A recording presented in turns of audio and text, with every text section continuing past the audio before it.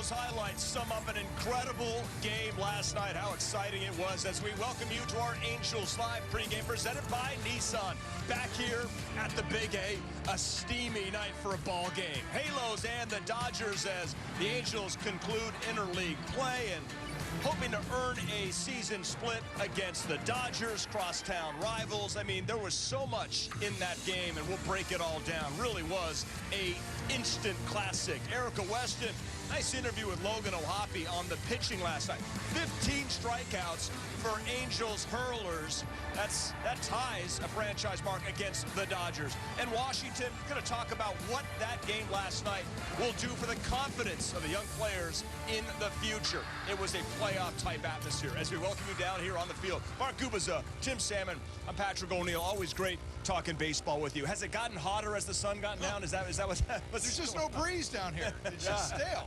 Yeah. It's a little toasty. I think it is. So the ball will travel tonight. Gooby, that was so exciting. By the way, did you check the overall interleague record, I should say, between the Dodgers and Angels? Angels, 74 wins to 73. Yes. The Dodgers all time. Yeah, I mean, and that game last night, the energy in this ballpark, the atmosphere, it was pretty cool. It felt like a playoff game, and that's so important for some of the younger players on the Angels. It was great to see some of the younger pitchers for the Angels that started. Reed Detmers, Quijada was unreal. Ben Joyce, well, that was a lot of fun to see that. You know what, and that's what I was going to say. So on paper, I mean, this is all heavy, you know, it's all on the Dodgers side of things, right? Because of the year they're having, the players they have. Hey, I was really proud of the young kids, the way they came out and played. They've been battling, you know, what Detmers did on the mound. I think that's the story from the Angels is that, hey, we've been talking about, you know, the prospects of the future. Well, here you saw them going toe-to-toe with the crosstown rivals, and they held their own. Yep. All the way till the end. Yeah, it was a fun game, and let's see what we have in store here tonight with Canning on the bump. But Reed Detmers, we got here, right, Gooby, and we see him running the stadium. He did it twice. Yes. It's like 100 degrees out here, and that was great to see, but really for him, it just had to build a lot of confidence. Yeah, I mean, you could see the look on his face. We were calling him, he's back to being Dexter. He was all business yesterday. He was all business even when you go back a couple days ago when he first got here. So I'm looking forward to him going out there and doing his thing every single time. I love the fact he started when he was down in AAA. After he started a game, he was doing those running routines to be able to get those legs strong. And you could see from the first batter he faced to the last batter he faced, there was no drop in velocity. There was no drop on break on his pitches. The drop on his changeup, everything was smooth all the way through. His legs were strong. His focus was there. 10 punch-outs against one of the best lineups in baseball. It was great to see that throughout the game, and 4 punch-outs looking with his four-seam fastball. Well, that's what I was going to say. I love the fact that his composure was amazing. I mean, that third inning, it could have gone sideways for him. He buckled down right there, pulled out the changeup a little earlier than he wanted to. But I tell you what, I thought that was really interesting, the way he had 3 pitches working, and it almost like each time through the lineup, he brought out something different, and he attacked him differently. Those punch-outs with the fastball, those were all like this, the third time through the lineup for those guys. So, again, great strategy, great composure out there, great outing for him. That was just awesome. Yeah, right, Fish. I mean, that's what we saw, guys, in the first 4 starts from Detmers. And that last night was the Detmers that we want to see all of next year. He had high expectations coming in, but he was great last night. And here's his thoughts after the start. First couple innings, my legs were a little shaky. I wasn't nervous. It was just a lot of adrenaline. But yeah, I'm just happy to be back, be a part of this club, and just help us win some games. And to face that lineup your first game back, too, I'm sure that fed into it as well. Yeah, they're a good club, obviously. And make my first start back against them brings a little bit of adrenaline. And it definitely showed, but it was a good outing. It was just fun. It's probably the most fun I've had on the field in a long time. Nice to see him. We're happy for Reed. Can't wait for the next start. The Angels bullpen can't win without a bullpen in this league. It's been so good since June 17th, right, Gooby? And we spoke with Quijada. I mean, that 8th inning, I mean, getting Shohei in the epic at-bat with Freeman, that was fun. Yeah, I mean, that was great. I mean, his nickname is Spicy. That was way spicy. That was extremely spicy. Too hot for you. You know, I love the fact that he loves to compete when you're competing against the very best in the game. And that starts with Shohei Ohtani with that 4-seam fastball running at 96. But that at bat against Freddie Freeman fouled off a lot of tough pitches. And his energy after that, you just felt there was no way the Halos weren't winning that game. And then Ben Joyce, Tim, wow. When you're throwing that fastball, and then you throw some sliders, then you throw 105.5. That's not even on your FM dial anymore. No, it's not. And I really love the way those two guys feed off the energy of the crowd. I mean, you know, in a situation where the Angels are, maybe not so much this year, but in the future, these two guys are great late-inning guys because, boy, when that crowd gets behind them, look at the stuff they do. I mean, Ben, he talked about it, feeding off the crowd, throwing 105.5 last night. I mean, that's just amazing. Fastest pitch in his StatCast era. Look at Ben Joyce. He's got 3 of the 4. I mean, that's incredible. Strikeout pitch ever recorded. Wow. Tommy Edman, yeah, that was some serious cheddar. Here's what Joyce had to say after the game.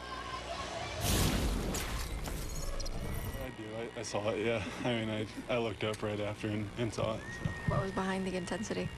I mean, it just big time game. A lot of fans were all into it, so I feel like that kind of helped a little bit. Did everybody feed off that? The energy was kind of electric the whole night. Yeah, I mean, you could feel it the whole time. The stadium was almost shaking at times. It was a cool environment for sure.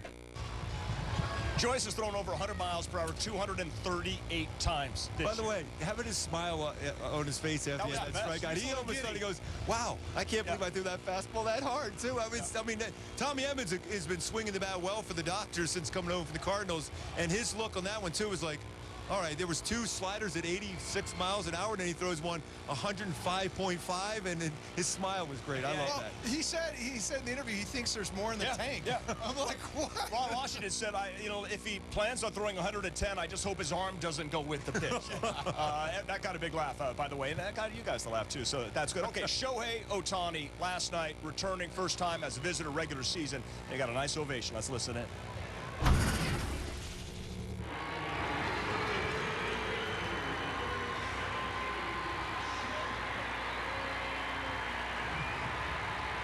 It's a great offensive season from Shohei as an Angel. We saw him put up these numbers other than the stolen bases, but we saw the pitching, too. We were blessed with that.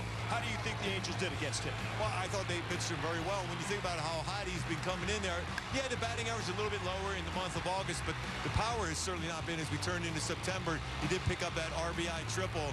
What do you that? 83 extra base hits on the season, which is a career high for him. I mean, it's phenomenal what he's able to do. So you know, when you're facing Shohei, you're bringing your very best because you don't want to have him have a great swing. He's your former teammate, but he's not your teammate anymore, so you want to get him out in the very worst way possible. You do.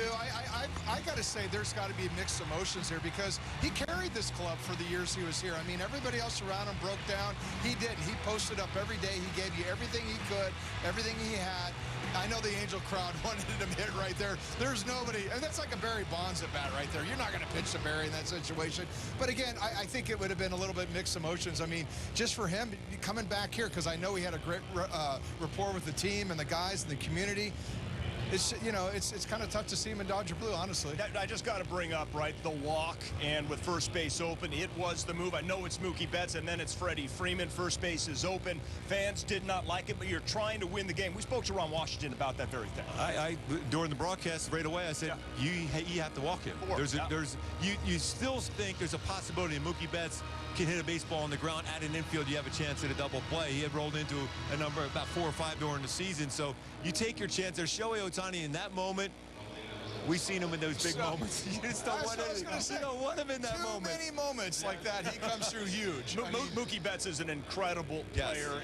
And Ron Washington, no disrespect to Mookie Betts. I mean, he came in and he put a good swing on a pitch. That was a mistake pitch by Contreras. Yeah, I mean, Mookie Betts is one of the best players in all of baseball. He's on his way to Cooperstown himself. Phenomenal defender, great hitter, runs the bases well. Incredible baseball instincts. When he got the pitch to be able to do the damage, that's exactly what he did. You know, he's such a professional hitter. Whatever the situation is, you know he's going to give you the at-bat for that situation, whether it's driving in the runner on third, infield in, whatever it is. But that situation right there, I mean, that was too good of a cookie for a veteran hitter like him. I guarantee he's up there in that situation.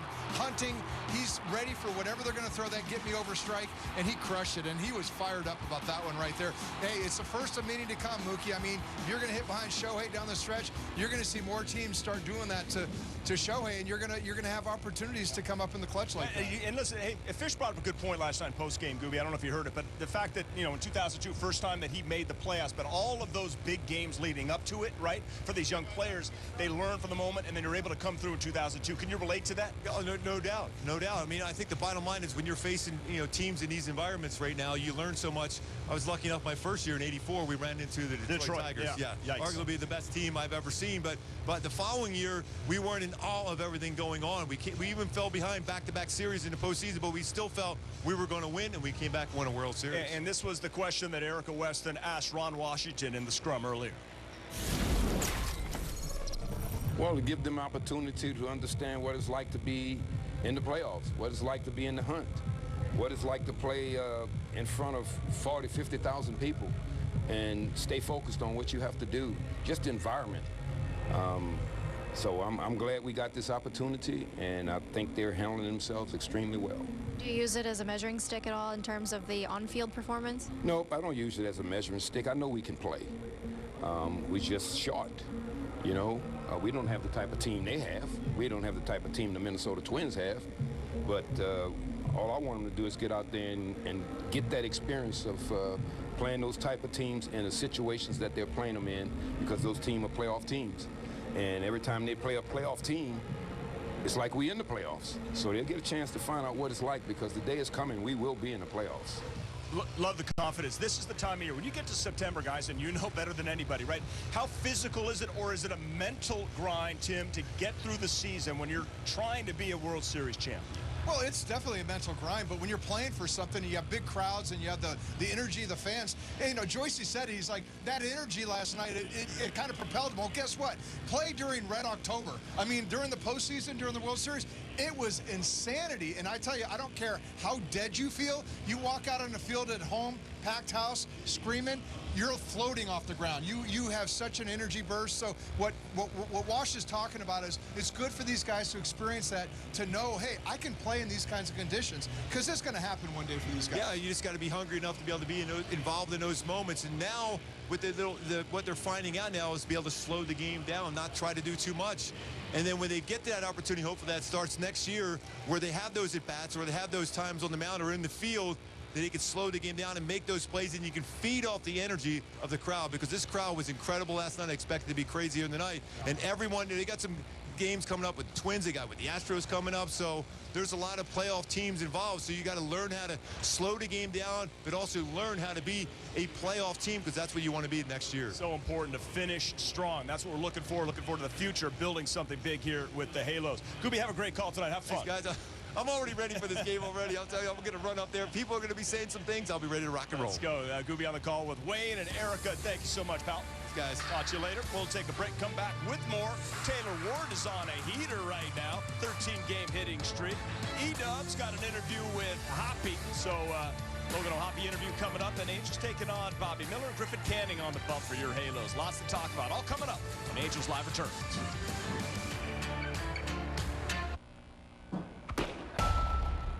Bryce Harper is special. He's got a flair for the dramatic. Bryce Harper, for me, is must-see TV. You can't take your eyes off him. We all love his feistiness. Every time it's a big moment, Bryce Harper comes through.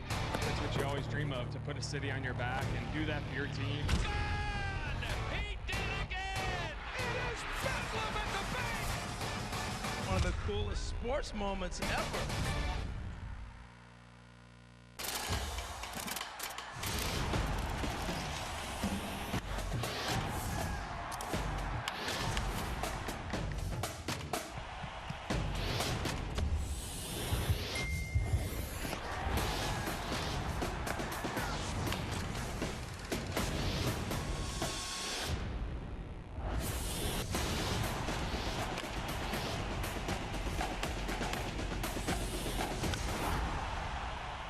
Intentional Talk, where baseball players reveal their biggest secrets. I played trombone. I guess that could be a secret. You got to go long though, Kevin. It's the long one. Oh, that's right. That's right. You're right. Sorry. Intentional Talk on MLB Network.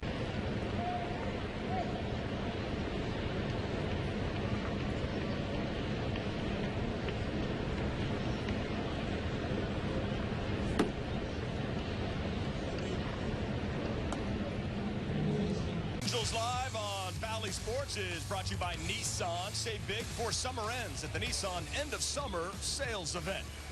A buzz here at the ballpark tonight. Griffin Canning on the bump. It's the Angels and the Dodgers. How about Taylor Ward right now? Talk about finishing strong. He's got a 13-game hitting streak. He's got an extra base hit 4 straight games, Fish. Yeah, he does. And I tell you what, I was looking at his spray charts during this 13-game hitting streak. Heavy center field, right field when he goes to the outfield. I mean, he's not really pulling the ball to the left side. He does occasionally, and it usually is for damage. But right now, you're seeing a lot of action in the big part of the field. And like last night, the home run that he hit, he hooked the pole. That is fantastic. So again, all your right-handed hitters, I mean, it's one of those things. You know it intuitively, instinctively. You just can't. Why do you ever get away from it? Why do you ever get away from going up there trying to be pull happy? It always gets you in trouble. But right now, Taylor's doing a great job staying middle, other way, and that's why he's hitting. Tied with the team lead in homers, 20 with Neto and Adele. Who do you got taking the team lead in homers end of season go? I like Adele. Okay. He's got serious pop. Yes, I think he's going to get locked in. All right, that's your pick. Lock it down. I'm taking T-Dub Taylor Ward to the house when we come back. E-Dub, Erica Weston, and Logan O'Hoppe, who's got 18 homers. Maybe he's in the mix and get hot like he did a September ago. That's coming up next. Stay right there.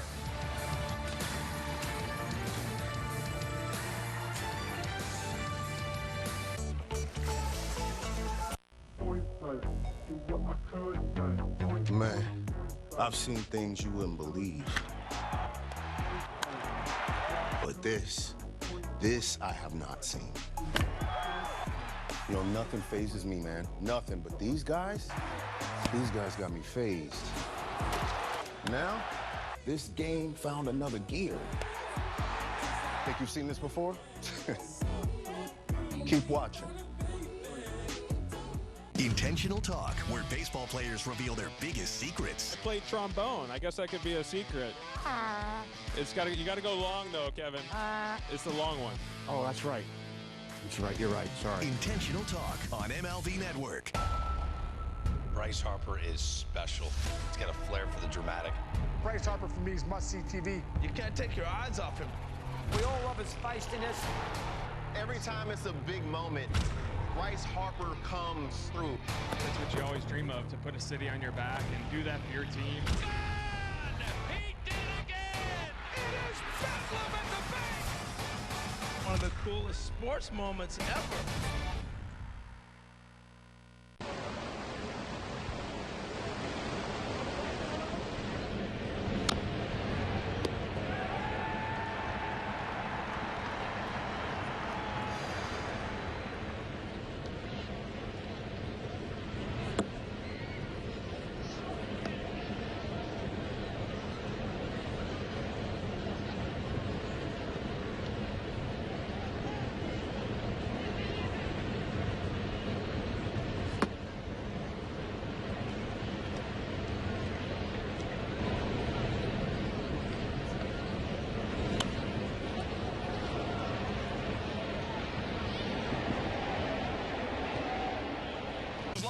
Valley Sports brought to you by Nissan. Save big before summer ends at the Nissan End of Summer Sales Event. Well, he's got his priorities straight. Dodgers, Angels. That's not an angel on his shoulder. I think that's a dog on his shoulder. Inogari Maska. Hey, right now, let's check in with Erica Weston with Logan O'Hoppe. All right, guys, thanks very much, Logan. It was a great game last night. I know would have loved to have the W at the end of it, but some really good pitching performances. So let's start from the top. Breed back, dominant, 10 strikeouts against that lineup, 6 innings. How good was it to have him back on the mound and you being on the other end of it? It was great. It was pretty refreshing looking up and seeing him out there. You know, it's where he belongs, and he was himself last night. He dominated his strengths and didn't try to trick anybody or try to do anything he wasn't capable of doing, and really attacked the game plan and did a really good job. Yeah, he had mentioned he went back to the slider he was using the last couple of years. So was it game plan back like the old days when you guys sat down yesterday, or how did that work? The game plan hasn't really changed even when he was here earlier in the year. but I think everything's just a little more refined now. It seemed like his stuff was a little sharper last night. He had more confidence throwing all of it, every one of his pitches. He's using the curveball a little bit more last night too, which has always been there for him, but I thought that was a huge strength for him last night as well. So I would say everything's a little bit more polished, and yeah, it was a treat catching him last night. Change too. He added that in there as well. Let's talk spicy, because that was certainly that was an inning to be remembered. But particularly the at bat against Freddie Freeman, got a couple sliders in there, which was kind of funny seeing him go with the pitch comp, because we know what he's going to throw, right? So take me through that at bat. No, it's true. It's tough, especially with hitters like their top few guys. You know, it's tough because you want to stick to your strengths, but you don't want to be too predictable. You know, but again, with him, that heater's so special, you got to use it. And that was a hell of an at bat Freddie put together, and happy we were on the good side of it. What's your reaction when you see his energy, his spicy level, if you will, on the mound? Because we think it's fantastic. Yeah, it's pretty incredible. Understanding him now for a couple of years, it makes more sense. So you can look back and laugh. People that don't know him, I don't know how I can understand if they feel the wrong way about it, but I wouldn't want him to be anybody else than him. And like I said, I love having him, and he's on our squad, and yeah, his energy definitely feeds to everybody else. All right, fair point. Last one, have to talk about the volunteer fireman, 105.5. What's it like being on the other end of that? It's pretty insane what happens to the brain when a ball's coming towards me that fast. Like, everything around it gets blurred out, and then the ball's coming, and more times than not, I just see a bat go under it. So it's a fun experience for sure, and it's a testament to all the hard work that Benny has put in. When you know it's coming, do you have to like take a deep breath? Not anymore, no. But at first I was pretty nervous. Yeah, I got traded, and then that was the first time I caught him in Double-A, and my first thought was like, what the hell is going on in this organization? We got guys throwing this hard, but now he's a special one for sure. All right, Logan, thanks for the insight. Always appreciate it. Thanks, Erica. Appreciate it. All right, guys, back to you. All right, great job, Erica. Thanks very much. Love the stash on Logan, by the way. There's got to be something there. Maybe we'll find out from Erica during the game. Freeway Series finale. Kyle Tucker is doing it at the major league level. Yeah. Seems like every game we're impressed by him a little bit more. Deep to right field, it's gone! King Tuck! Talk about his defense, which is elite. He leaves, and he caught it! Tuck out there protecting the kingdom. Kyle Tucker has been the man. Bat flips for days. Watch this one. Hey, boys, this is what I do. All hail King Tuck! Want to elevate game night? Turn on MLB Big Inning, a revolutionary way to see the biggest moments from every game, live and commercial-free. Find it on the MLB.tv home screen. MLB Big Inning, every game night on MLB.tv. Since its inception, the Boys and Girls Clubs have been more than a fun place for kids to go after school. For some, it's been a second home, where they can learn, play, and grow. Thanks to the partnership between Major League Baseball and Boys and Girls Clubs, children of all backgrounds have access to safe spaces. All right, let's go take a selfie. MLB Together and the Boys and Girls Clubs of America, empowering children and building futures. Bring it in.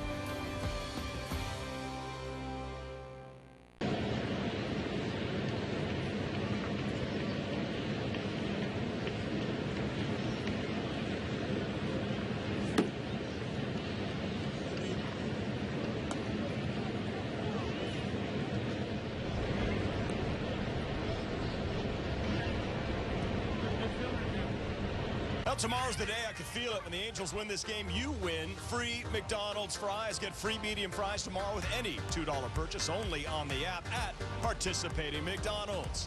And in order for that to happen, Griffin Canning's going to need to twirl something special against this tough Dodgers lineup. For Griffin Canning, a couple of starts ago, an opener. Then he had the 6 scoreless last time out versus Detroit. Okay, this is 28 starts, so he's posting up every time. What do you expect from him tonight? Well, you know, it's the same with Canning. I mean, he likes to utilize his off-speeds, his secondary pitches, but it always comes down to the fastball command, because where that fastball is located in the zone is going to dictate how the hitters perceive the secondary pitches. And you look at this as the opener, you know, he came in the middle of the game. Look at that fastball command down in the zone, the fastball open away, they're chasing it. He had these guys thinking about that fastball, and then it made all the secondary pitches play that much better. Then in Detroit, all of a sudden he didn't have the fastball command the way he wanted it. He was not locating where he wanted it, gave him too many looks, and he got hurt by it a little bit. And so, to me, that's what it comes down to. He's got a great slider, great changeup, but it really comes down to the fastball command. Well, he's going to be facing this Dodgers lineup. They got the best record in baseball, possibly the deepest lineup in all of baseball with Ohtani, Betts, Freeman, Hernandez. Lux is in there tonight, and Barnes is catching. Those are the changes for Dave Roberts' Blue Crew. You know, Mookie Betts, I mean, we talked about him last night. He hurt you.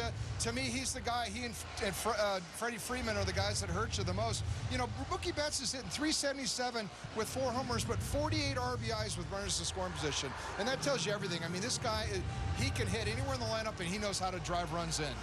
Bobby Miller is on the bump for the Dodgers. This is pretty much the exact same lineup, is it not, that Ron Washington threw out there last night? It is. You know what? I'll tell you what, Bobby Miller, I mean, this guy's got electric stuff, 98 plus, but his home road splits are ridiculous. At home, 3.27 ERA, 190 batting average, only giving up 4 homers, but boy, on the road, 11.12 ERA, 381 batting average, 8 home runs on the road, 15 walks in 22 innings. You know what? I took all of that in, and I'd repeat it to you all right, but we do not have time. All I want to ask you is, who do you think's going deep for the Halos? Neto.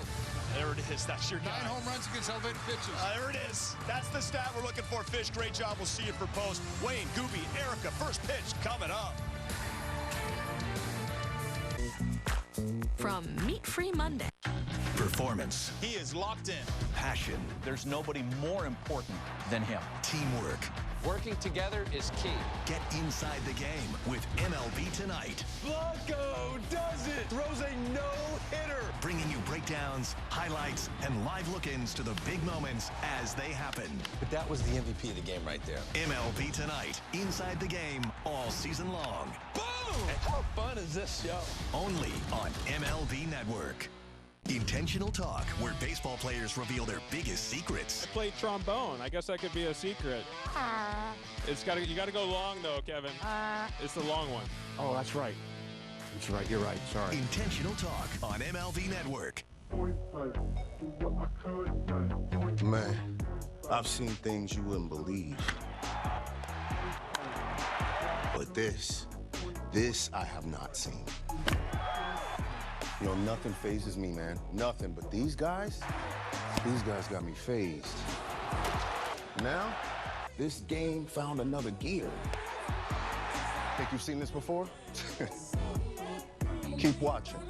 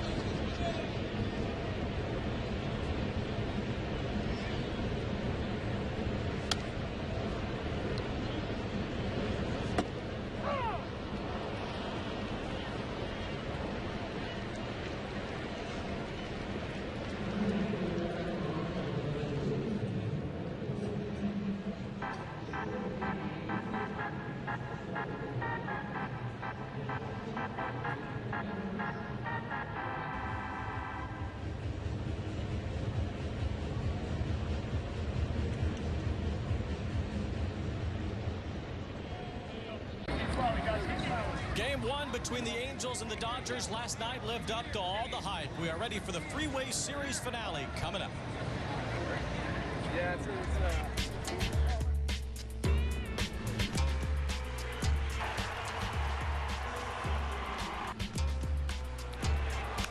a drive out toward O'Hoppe, right center field. That is along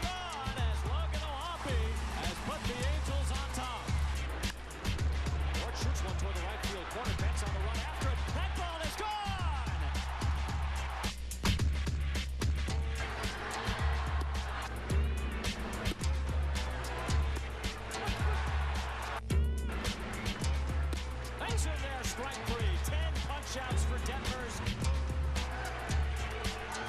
The 1-2. Swing and a miss, strike three.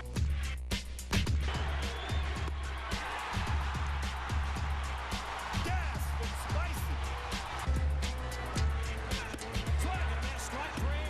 It was 105.5 miles an hour. No way.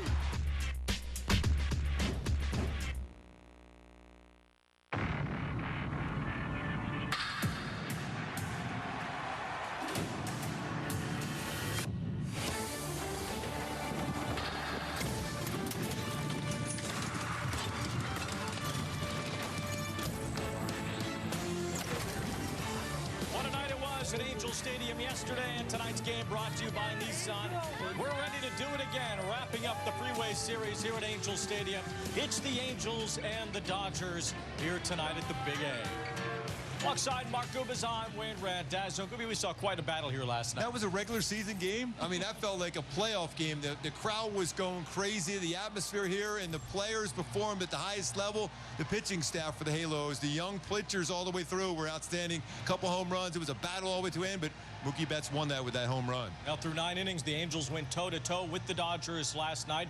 It was all started with Reed Detmers, who pitched really well in his return to the big leagues. It's great to see him back to being that dominant self we saw the first 4 starts of the season. Last 3 in AAA went 6 innings, 2 earned runs, but 10 strikeouts, 4 of them looking on a 4-seam fastball. Then Spicy Quijada came in, strikes out Shohei upstairs, and an epic at bat against Freddie Freeman. Gets a punch out there. You were kind of thinking, okay, he was timing it, but he's unable to catch up to that fastball. And then Ben Joyce coming in. Wow, 105.5. Yes, that was the fastest pitch in the StatCast era. No doubt about it. That's bringing the gas, and that smile on his face says it all. It was really an incredible pitch. The impossible 105.5 miles an hour from Ben Joyce last night. But tonight, the Angels hoping to stop Mookie Betts, something they could not do in the 10th inning yesterday. Yeah, I mean, especially when you look at the career of Mookie Betts, he's one of the most clutch hitters, but you have to do that. You have an open base Shohei Ohtani, you walk him down. I know the crowd wanted to see Shohei at the plate there, but Mookie Betts, throughout the entire game, he was sitting on pitches on the first pitch. Now when he got a slider that hung over the middle part of the plate from Contreras, and he did what he does best. Didn't miss that mistake. If he goes down with a fastball or that slider down, maybe he rolls over into a double play, but Mookie Betts is such a dynamic all-around player. He didn't miss that pitch. He's crushed the Angels in his career. He did it again last night, and tonight we'll see if the Angels can get one up on the Dodgers, make it an even Freeway Series in 2024. We'll have it for you coming up in just a moment. Don't forget, Shohei Ohtani leads things off.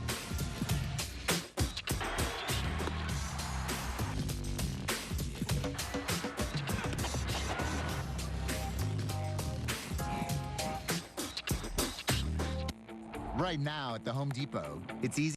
Weekdays on MLB Network. Get fired up for heated baseball talk as Christopher Mad Dog Russo barks about all the big stories from around the league, along with news and commentary from Alana Rizzo. High Heat with Christopher Russo. Weekdays only on MLB Network. The National League Rookie of the Year is Corbin Carroll.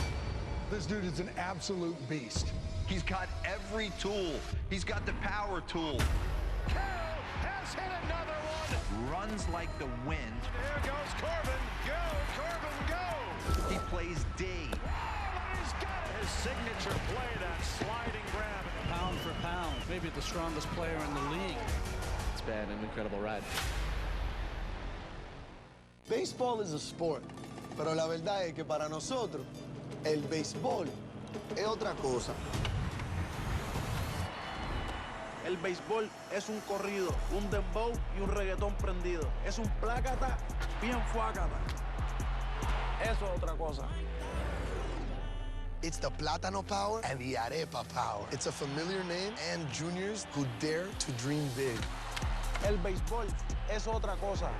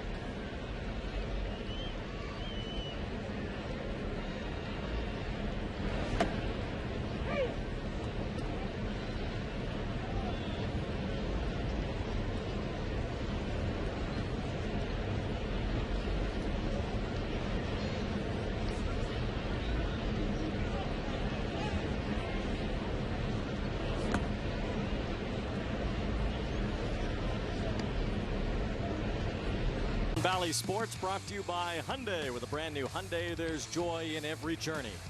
By Spectrum. Get Spectrum Internet, mobile, and TV. Visit spectrum.com for details. And by the OC Healthcare Agency. Navigate to a healthier you at angels.ocnavigator.org. Kids of this generation are going to say, when were you born, in the Ohtani Angels era or the Ohtani Dodgers era? Well, Shohei Ohtani with the Angels was pretty special. 2 unanimous MVPs in which he was a dominant pitcher and an incredible hitter. He's been an incredible hitter and an unbelievable base runner for the Dodgers. Well, Shohei will lead things off in just a moment. Meanwhile, Griffin Canning takes the mound for the Angels. Very, very important for Griffin Canning. We know how those first couple of innings, especially the first inning, if he can navigate his way through that, he's got a shot to have a special game against the Dodgers. My go-tos for Griffin to have a solid game here today is effectively use that changeup down. He gets a lot of strikeouts with his changeup, but also command the corners. That's the inside and outside corner with that slider down. Keep that ball down, get ground balls. He's been getting a lot more ground balls of late with those pitches. Well, pitchers might not like those OPSs at the top of the Dodger order between Shohei, Mookie, Freddie, and Teoscar Hernandez. Gavin Lux bats 5th tonight. Austin Barnes is catching instead of Will Smith this evening, but that is as formidable as a lineup can be, especially with 3 MVPs at the top of the order, including one who won a couple of MVPs as an Angel. Makes life a little easier on Dave Roberts, the manager. Yeah, I think so. Everyone always seems to be better when you have that kind of talent, especially at the top of the lineup, and they get an extra at bat. And I think it's a good thing that Dave Roberts has done that, whether it's been Mookie Betts or now Shohei Ohtani hitting number 1. Those 2 guys get those extra at bats. And Freddie Freeman, for me, still one of the most dangerous hitters in all of baseball. His coverage of the plate. What a career Freeman has had, and he will bat 3rd today, but we all know who's going to start it off, and who has done incredibly well since leading it off. More cars on the freeway stuck on the way in tonight, so again, it'll be less than a full house for the first at bat for Shohei tonight, but it'll certainly be packed the way it was here yesterday. I got a chance to talk to him for a while today down by the bullpen. He threw a bullpen session, and how calm he is right now, considering all the pressure in the world on him when you think about it. Like it always has been, though, really, everywhere he has gone, every time he's come into the batter's box or on the mound.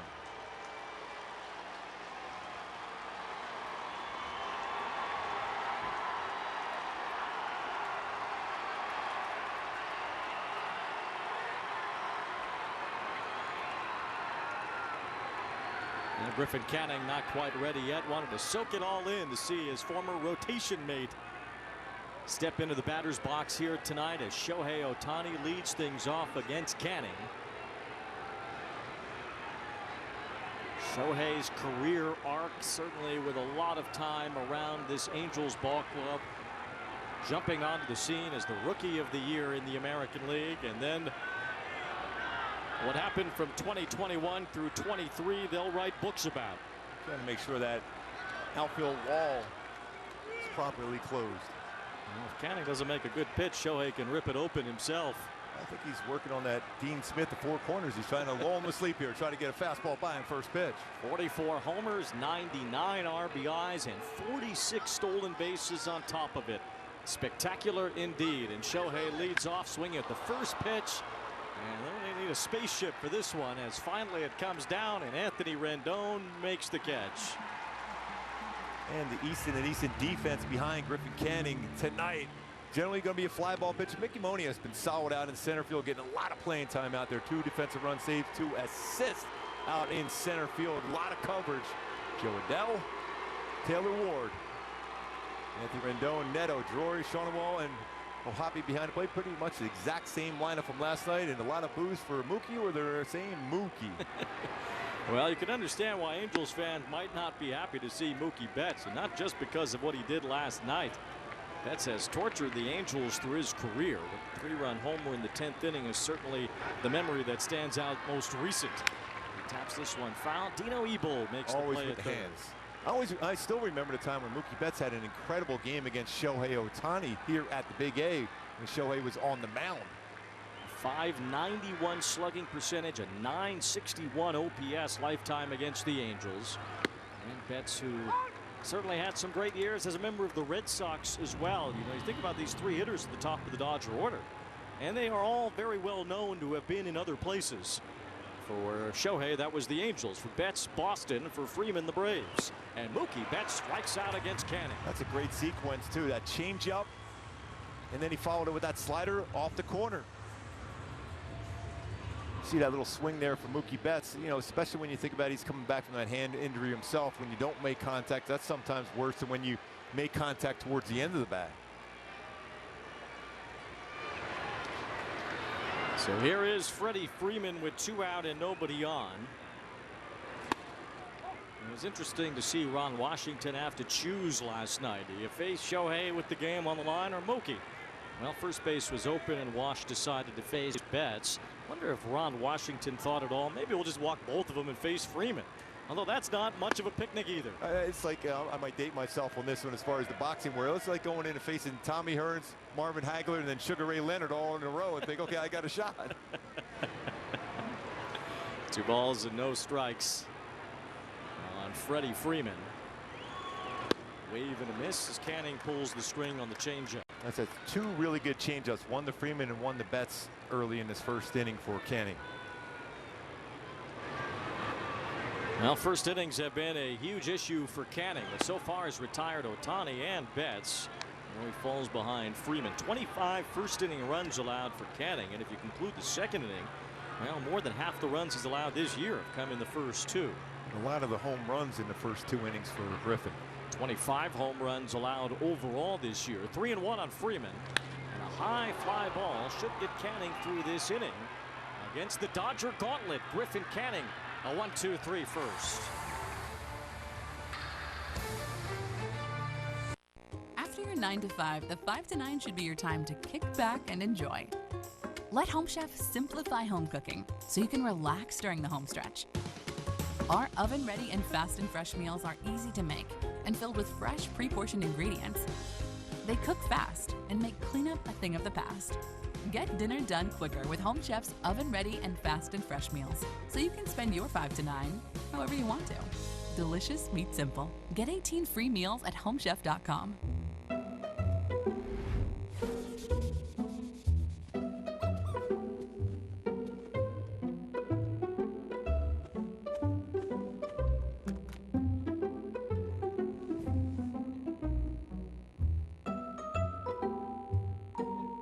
There's an easier way. From painting and cleaning to repairs and more. Taking care of your home is easy with Thumbtack. Download the Thumbtack app and start caring for your home today. Man, these seats. Right? I wonder how the other guys are doing. We spent hours finding a deal on these. Trash. They should have used Game Time. The easiest way to find only the best deals for the best seats with their Game Time picks. What time is it? Game Time.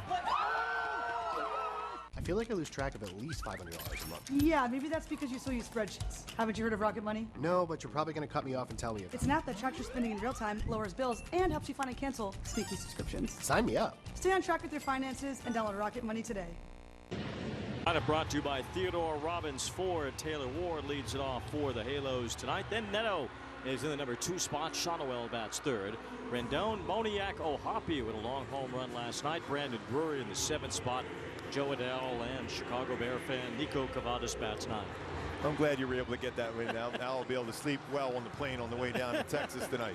Well, I bet Bobby Miller likes the Bears too from the Chicago suburbs, but he'd like to get some outs tonight. Those have been tougher to get. Yeah, I mean, he still has a power fastball. He's 94, 99. Change-up curveball, slider, my go-to to have some success against him today is square up those mistake curveballs. Batting average against his curveball, 381, slugging 571. Also, power his fastball. He's given up 8 home runs versus fastball and a slugging percentage of 593. Taylor Ward fouls off the first pitch. Actually called Bobby Miller's first start of the year in an Apple game, and he looked like he was going to win the Cy Young. He was ridiculously good that night against the Cardinals. 6 scoreless innings, 11 strikeouts. Even saw him in those spring training games. I thought he was one of the best pitchers, you're right, in the game. So how did it turn so fast? That's a problem, especially with his knee and that landing. That's that front leg where he lands, that he get that full extension because he's a tall pitcher, works downhill very effectively. If that front leg is not feeling good, that knee, he's not going to have that same zip on it. So far, his curveball has been pretty good, though. That one I don't think was called a strike. 2 balls, 1 strike on Ward. See how he drives, and when you put all that weight and pressure on that front area and that front knee, that's where you can have some kind of issue for him. That's where it's been a little tender for him. He called that one a ball, by the way. Yeah, the curveball made it. Well, I'm going to call it a strike. 3 balls, 1 strike on Ward. 99 on the fastball. It's still as firm as ever for Bobby Miller. First round pick and a Louisville Cardinal. As Ward chops one foul to make it 3-2. We saw his college teammate look pretty good last night, Reed Detmers. Yeah, he was really, really good. 10 punch outs. Detmers last night, and he's got a power sinker. That's 99, 98 on a sinker. Did they ever lose a game at Louisville, by the way? So it shouldn't have.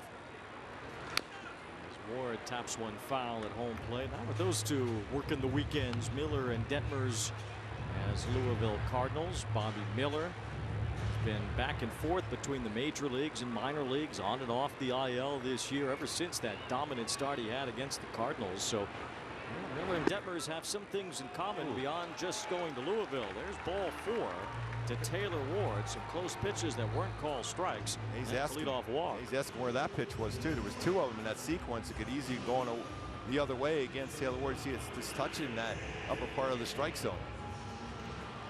He's got to take advantage of that. He's given up some home runs. Mentioned 12 of them. Just over 44 innings pitched. It's a lot of home runs for a guy with this kind of stuff. Similar to Buehler, who the Angels did hit a couple of home runs off of last night, as Neto looks at a strike around the knees, and it's 0-1 on Neto, who's hit 20, and that's been the magic number for the Angels this year. Now 3 players with 20 home runs, including Taylor Ward, who hit his 20th last night, and Joe Adell.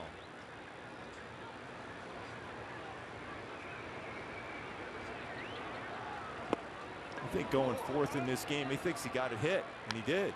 And the home plate umpire Adrian Johnson pointing Neto to first. You can check that.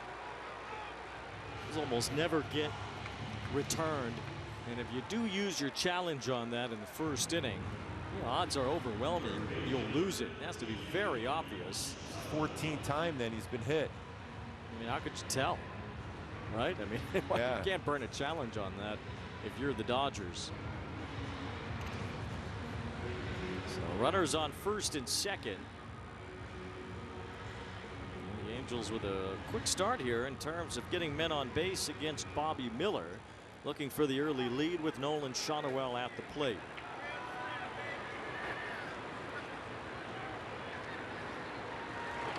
Line drive, right center field, base hit for Shonowell. Ward will get the stop sign at third. He almost ran through it. A great throw home by Tommy Edman as Ward goes back, and Shonowell loads him up with a single. That was a good throw by Edman, but a higher throw. If that was a little lower throw, Freddie Freeman was in position to cut that off and get Neto at second, because he was anticipating Ward being set. You see how far away he is from the bag. If that's a lower throw, they got a shot at second, but a little bit high throw. Even though it was a good throw, they're in business right now for Anthony Rendon. Good swing for Nolan Shonowell. There's a moment there where Eric Young Sr. was debating on just tackling Taylor Ward. Ball 1 to Anthony Rendon. Well, his son is in Cobra Kai, so he might be able to make that quick decision like that. Stop him.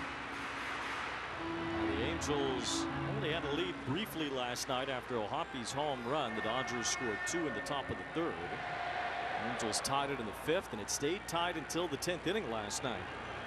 The Angels with a good shot to take the lead early here. Bases loaded, no outs for Rendon. The breaking ball snaps in, a strike from Miller. Yeah, pretty obviously when you look at the Dodgers outfield, there's some pretty good arms in the outfield with them, and that arm he has, and that's also in right field. Oscar Hernandez is a pretty solid arm out in left.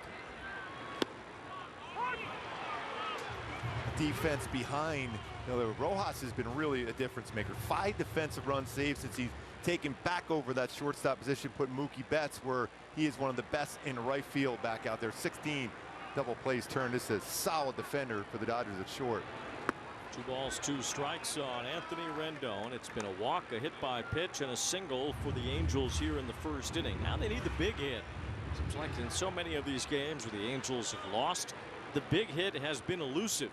Could come early here if Rendon can handle Miller. And time is called as Barnes goes to the mound. And our Hyundai Key for the game today. Oh, Motley Crew. You got to go Motley Crew when it's the Dodgers versus the Angels. Piece of your action. And right now, a piece of action right here, potentially here for Rendon. Get it going. See if we get some action going for the Halos. There's a lot of action in that game. Not a lot of runs scored, but a lot of action last night. Wow, was there a lot of action. Yeah, for a low-scoring game through 9 innings, there was a lot happening yesterday. Also, I didn't realize you had to use Motley Crew for Angels-Dodgers. Rendon smacks one down the line, but foul. He's in front of it. Yeah, have to do with the Crew. Have to do. Yes. 2-2 the count on Rendon. Dodgers have hit .258 this year with runners in scoring position. The Angels have hit .225.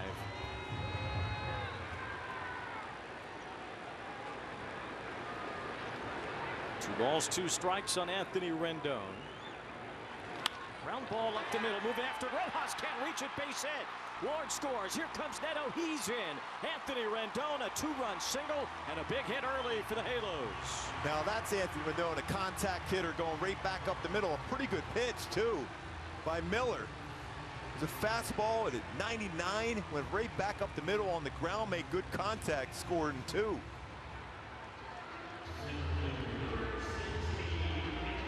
To shorten up a swing, you can see that. And if you're a young hitter on the Halos, you just watch what Rendon just did.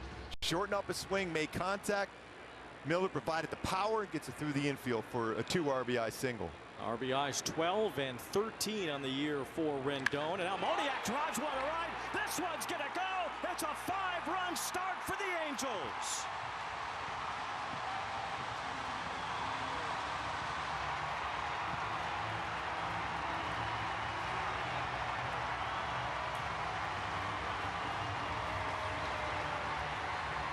Oh, Mickey, you're so fine jumping on the first pitch for a 3-run shot. Amazing what his season has turned around. 13 home runs, just 1 shy of what he had last season, a career high 14. That got out in a second. 107.8, 437. He is a Moniak. That ball just cut right through. 437 feet, a no-doubter. As O'Hoppe takes ball 1. Well, those so sure, Mookie even got 1 step out there. He said, Mickey, yeah, that ball's covered. That ball was really smoked by Mickey Moniak. Another homer allowed by Miller. As O'Hoppe looks at a strike, and those cars on the freeway, well, they missed some early fireworks. Yes. Well, that's a piece of your action right there. Mickey Moniak. Wow. 5 runs before an out has been recorded. Now O'Hoppe fouls one back. It's 20 pitches for Miller and 5 runs allowed. Well, you're talking about being ready for a pitch. He gets one right in that inner part of the plate. That's a line drive. It gets out at 107.8 off the bat for Moniak. Some called strike over the outer edge. First out for Miller.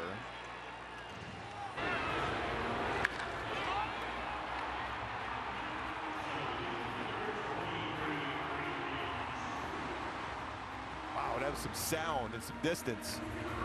Mookie Betts just moved around to see how far that was going to go into the stands. Joe Adell approved.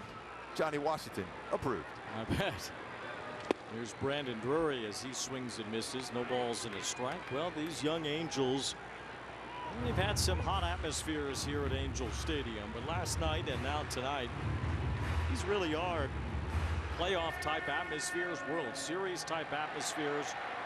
You know, so much about this audience here over these last couple of days, and how deeply they want to see their team win, whether it's the one in red or the one in blue. Well, the Dodgers had the big cheer in the 10th inning last night, and the Angels fans get their turn here. Well, learning how to slow the game down with an atmosphere like this for these young players is invaluable, and Ron Washington talked about that today. You're seeing that early on here for the Halos. And Anthony Rendon helping set the tone here in the first. You saw him conversing with Mickey Moniak in the dugout. And it's good to have that veteran presence and a guy who can handle the bat in a big spot. Rendon with the 2-run hit, and then Moniak just whipped one. I just love how Rendon has shortened up his swing on that and let Miller provide the power on it. Miller's had back-to-back strikeouts since the home run, but it's a 5 spot here in the first inning. And for Bobby Miller, who entered with an ERA over 7 to start his season, well, now it continues to climb. up to 8.20 for a guy who has a lot of talent. And both of his strikeouts have been on his changeup. That's been his best pitch this season. If he goes back to that at bat against Taylor Ward, he thought he made a good pitch on a changeup inside, didn't get the call. Next thing you know, you look up, it's 5 runs. The call there on a check swing to Joe Adell. 20 homers on the year for Adell. Moniak's at 13 now. One off his career high, which he set last year. That's rocketed foul. So you wonder now if he goes back and throws that changeup, because fastball's down against Joe Adell, plays right into his swing.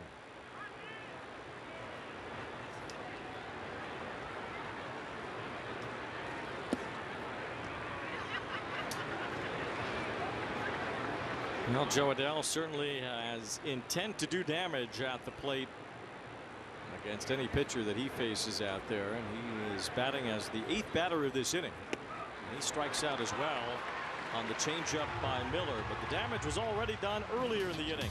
And Mickey Moniak capped a 5-run frame with his 13th home run of the year. 5-0 Angels after an inning at the Big A.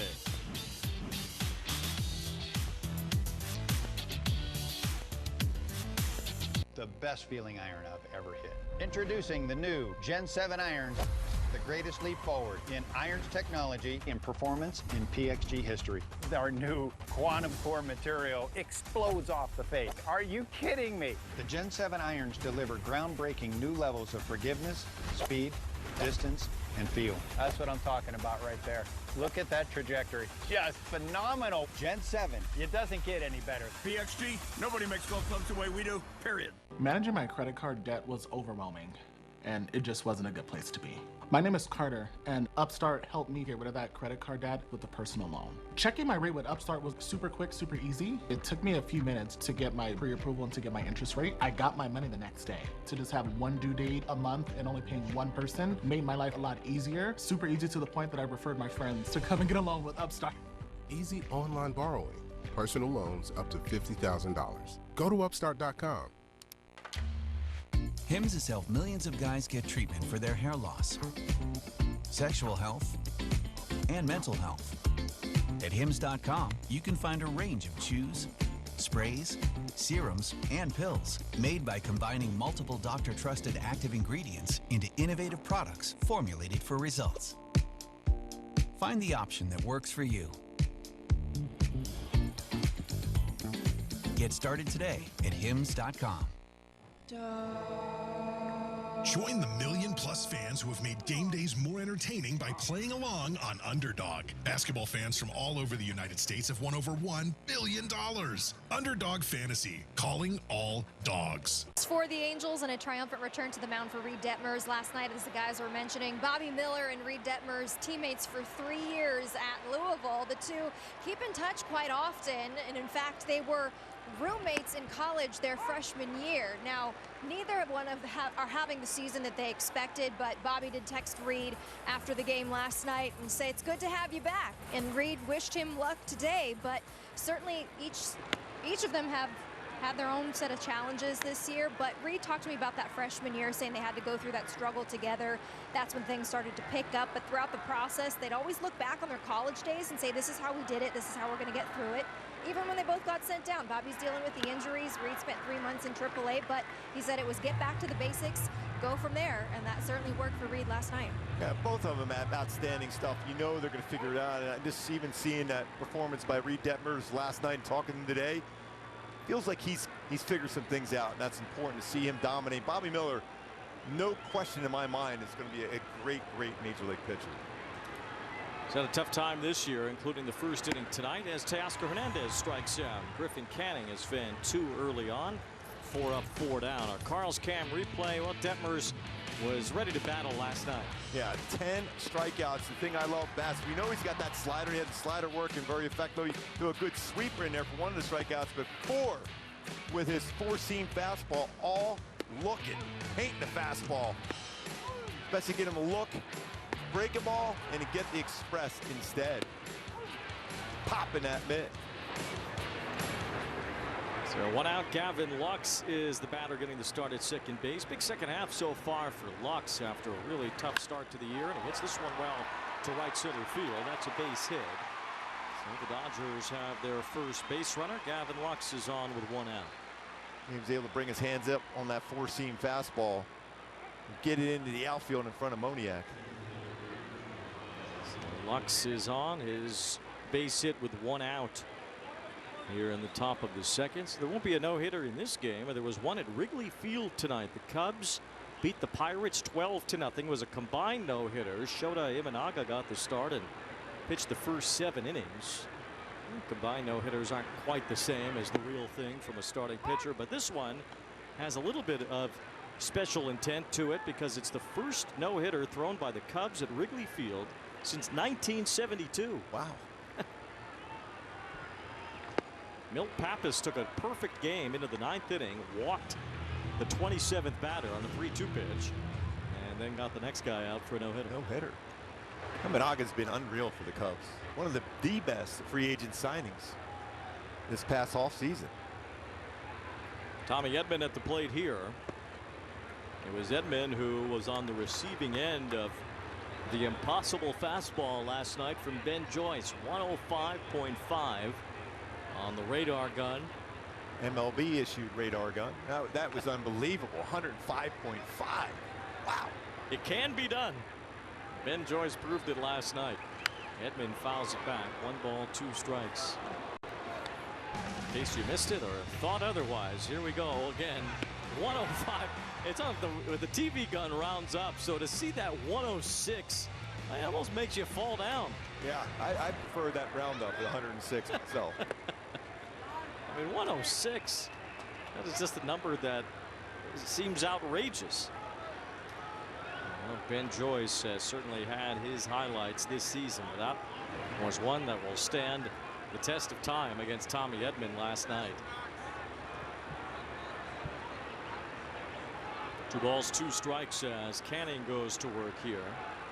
It's 3-2. Edman's a good hitter, but Joyce threw him 2 breaking balls that Edman seemed just totally disinterested in, and then the fastball. Yeah, they were 85, 86. 3 balls, 2 strikes on Tommy Edman as he slaps 1 foul.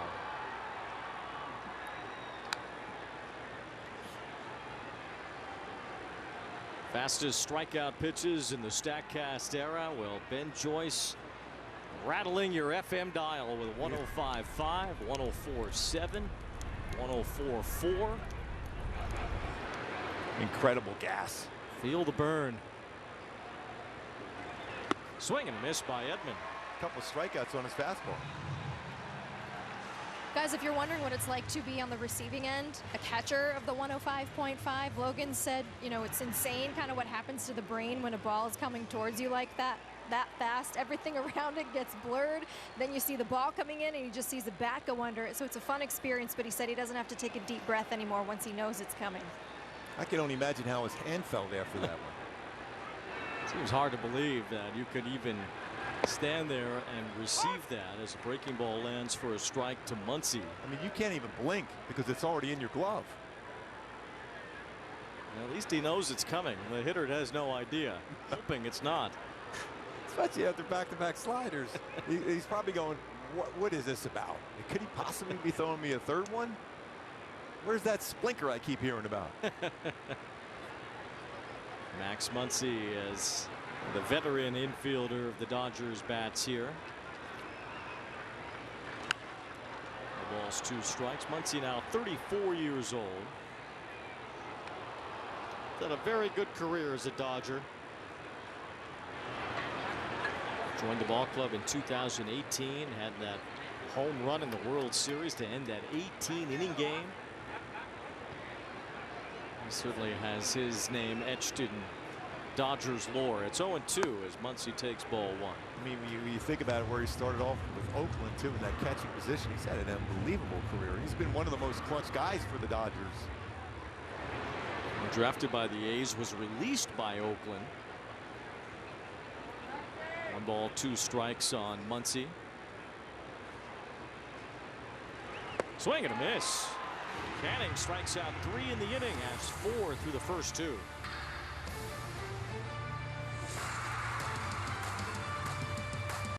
Weekday mornings on MLB Network. Wake up to baseball's hottest stories, big-name guests, and a whole lot of fun. MLB Central, the show baseball fans and baseball players wake up to. Weekday mornings, only on MLB Network. Bryce Harper is special. He's got a flair for the dramatic. Bryce Harper, for me, is must-see TV. You can't take your eyes off him. We all love his feistiness. Every time it's a big moment, Bryce Harper comes through. That's what you always dream of, to put a city on your back and do that for your team. He did it again! It is Bedlam at the bank! One of the coolest sports moments ever. Béisbol es a sport, pero la verdad es que para nosotros, el béisbol es otra cosa. El béisbol es un corrido, un dembow y un reggaetón prendido. Es un plácata bien fuácata. Eso es otra cosa. It's the Plátano power and the Arepa power. It's a familiar name and juniors who dare to dream big. El béisbol es otra cosa.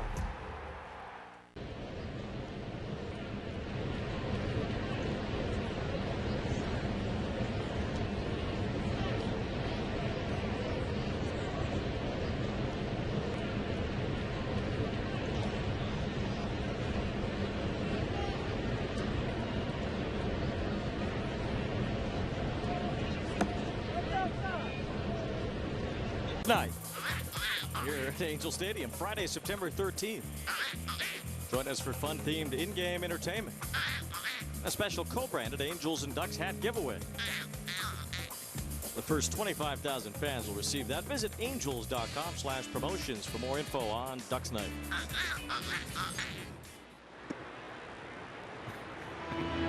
Duck sounded a little hot. He's still a little bit he's a little nervous after 105.5 came flying by him.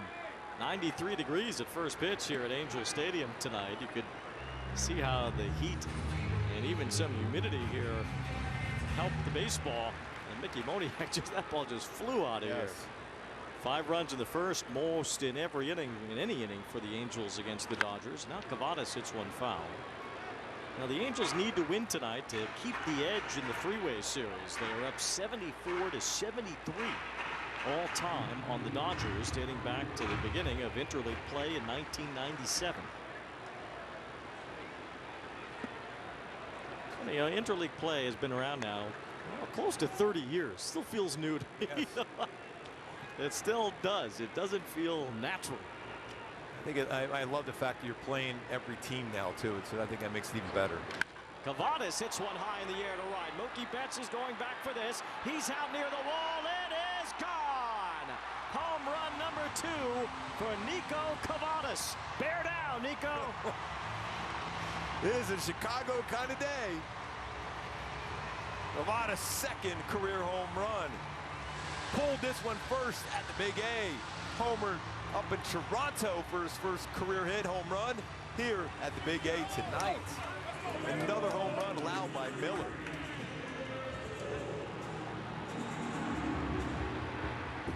So the Angels have a 6-0 lead. Taylor Ward, the batter now. How about the fan who dropped the ball out there? Yes. I mean, that was a gimme. Got to secure that. That went 404. You know, that was 108 off the bat. He gets a hold of it. He's going to hit a lot of home runs.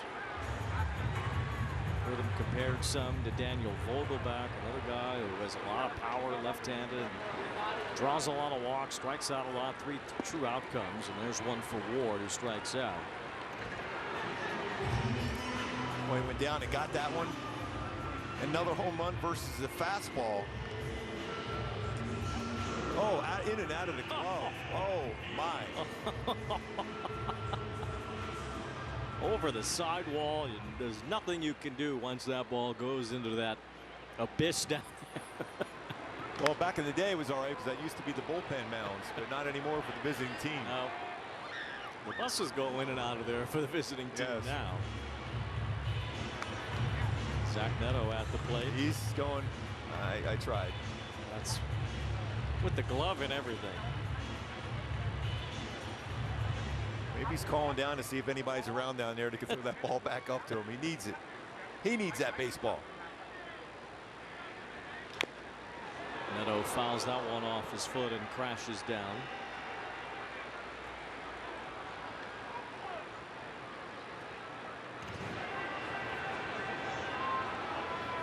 Right on that instep of his front foot.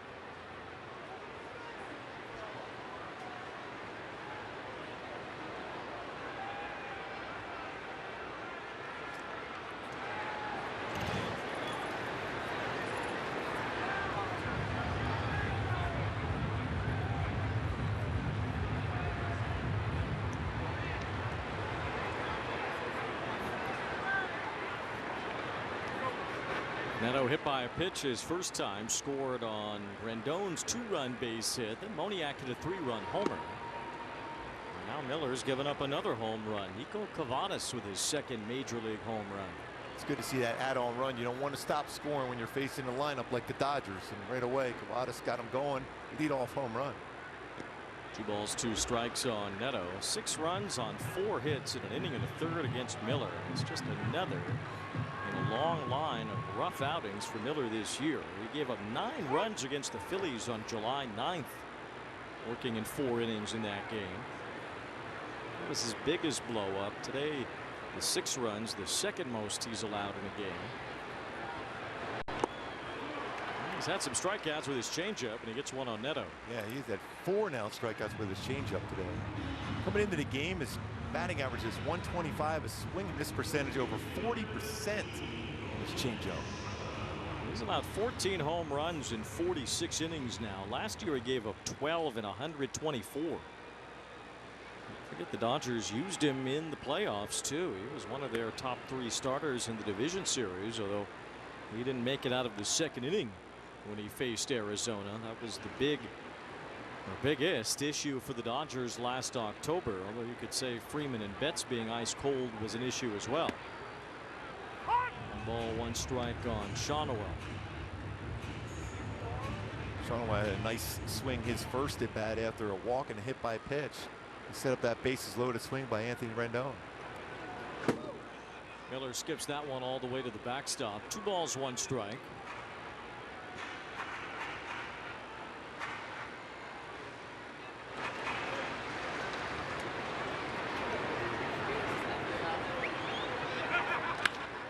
Loop to left center. Good jump for Edman as he makes the running catch. It's a good swing too for Shawnoel. Angels tack on Nico Cavadas, his second major league home run, a moonshot to make it 6-0.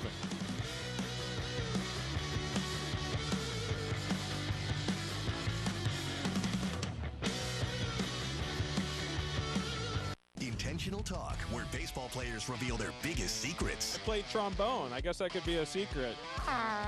You got to go long though, Kevin. It's the long one. Oh, that's right. That's right. You're right. Sorry. Intentional Talk on MLB Network.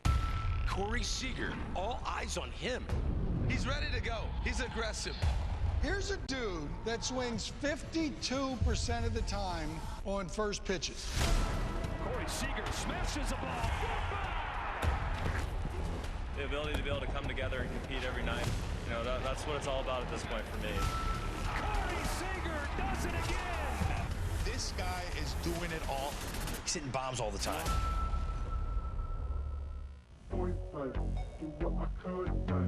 Man, I've seen things you wouldn't believe. But this I have not seen. You know, nothing phases me, man. Nothing. But these guys got me phased. Now, this game found another gear. Think you've seen this before? Keep watching.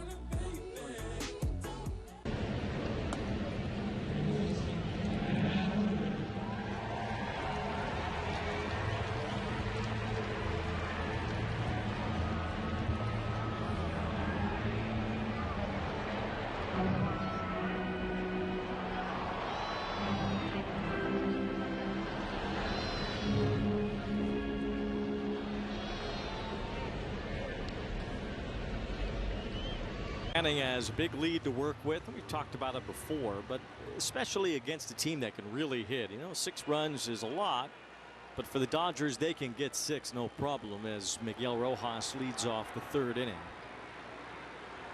So if you're Griffin Canning now, how do you want to see this go through with a bigger lead? I immediately, Wayne, I'm on that bench. I'm telling myself it's 0-0 because you got to have that mindset against this lineup because, like you said, they can jump on you quickly. You can't give free passes. You got to make them swing the bat, but you got to keep that focus of trying to put up a 0 every inning, especially every time your team scores a run, put up that shutdown inning. Miguel Rojas batting here in the 3rd, then Austin Barnes, then Shohei due up 3rd in this inning against Canning. It falls behind 3-0, and that's the opposite of something you want to do here with a 6-run lead. Free passes, especially with this lineup, you've got to discontinue those. Yeah, he went 2-0 slider there too. It's tough to control that outside part of the plate. You can use that fastball, get right back in the count here now. And it's not close, so it's a 4-pitch walk. And Rojas is on. He'll be in the car with Hyundai. With features you won't find on CR-V, RAV4, or Forester, only a Tucson compares to a Tucson. Here's Austin Barnes doing the catching.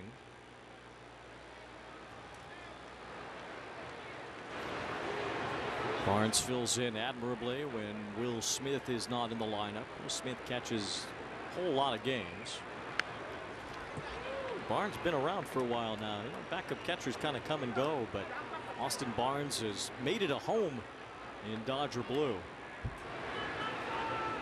So when he rolled into 1 double play, Will Smith has been really, really good this season. He's thrown out over, what, 37% of base stealers also. Barnes, it's a bouncer near the middle as Drury takes it to second base, throws to first, double play. That's the double play you needed. So when he rolled in 1, yeah, you can make that 2. That's the 14th double play turned behind Griffin Canning this year. He's got a lot more outs on the ground. And generally, it's going to be on his changeup and slider.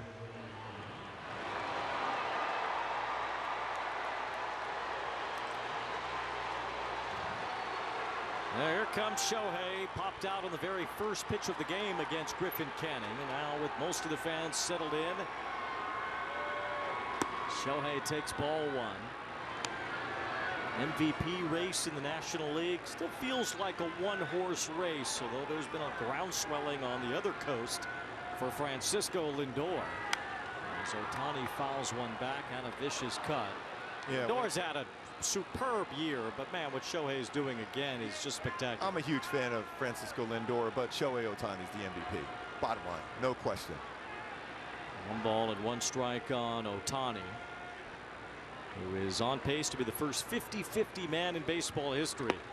That's nasty. That's a perfect backdoor slider. Now when you think about it right now for Canning, though, but you got to keep it down. You have an option of a changeup, backdoor slider, even his fastball, but down. Up and away, dangerous. You want to throw an up and in pitch, it's got to be a fastball up and in off the plate. No full-time DH has ever won the MVP in either league. 1 ball, 2 strikes. As Shohei takes the fastball that was way upstairs, 2-2, and there's such a gulf between Ohtani and Lindor offensively that the defensive metrics and the leadership of Francisco, while important, not what Ohtani has done as he lifts one out to left center field. Modiak back near the track makes the catch. Canning has retired Shohei twice, and he gets through the 3rd. Weekdays on MLB Network. Get fired up for heated baseball talk as Christopher Mad Dog Russo barks about all the big stories from around the league, along with news and commentary from Alana Rizzo. High Heat with Christopher Russo. Weekdays only on MLB Network. Baseball is a sport, pero la verdad es que para nosotros el béisbol es otra cosa. El béisbol es un corrido, un dembow y un reggaetón prendido. Es un plácata bien fuácata. Eso es otra cosa. It's the Plátano power and the Arepa power. It's a familiar name and juniors who dare to dream big. El béisbol es otra cosa. Corey Seager, all eyes on him. He's ready to go. He's aggressive. Here's a dude that swings 52% of the time on first pitches. Corey Seager smashes the ball. The ability to be able to come together and compete every night. You know, that's what it's all about at this point for me. Corey Seager does it again. This guy is doing it all. He's hitting bombs all the time.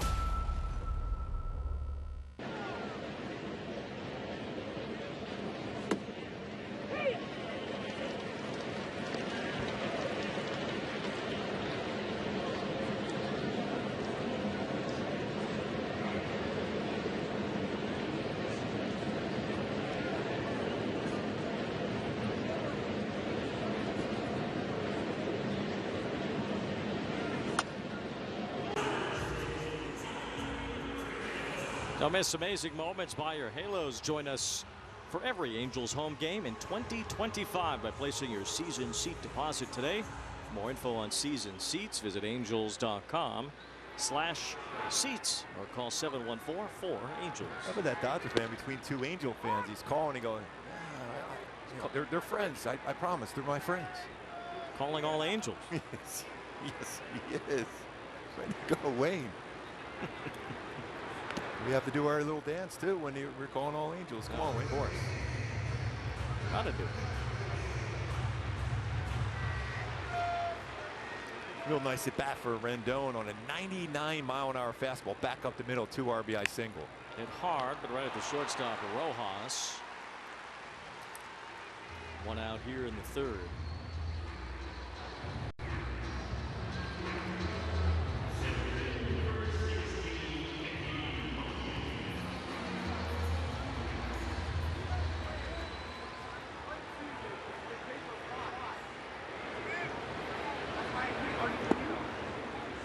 Strike one to Moniak, who crushed a 3-run homer.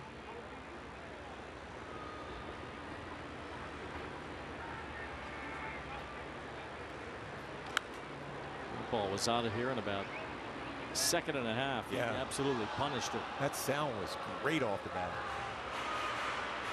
Miller remembers that was a fastball, so he's throwing a curveball and a changeup so far.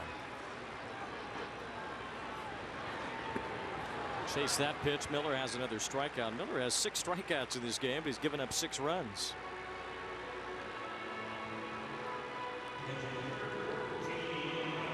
Just kind of teases you, right? Yeah. I mean, at that point, 6 strikeouts in 2 2/3 innings. You're doing plenty to fool the hitters, but 6 runs allowed in 2 2/3 innings, and you're also doing the opposite of that. It comes down as his fastball's been hit. This should be easy for Betts, who moves over toward the line, has room, and makes the catch.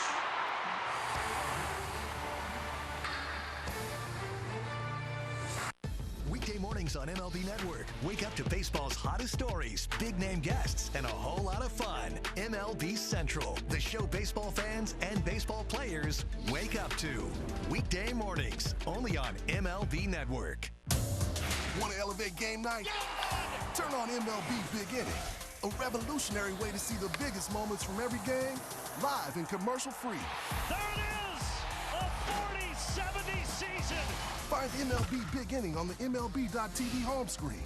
Then watch baseball's mega stars in the moments that matter most. It's a whole new ballgame when the action comes to you. Game over! MLB Big Inning, live every game night on MLB.tv.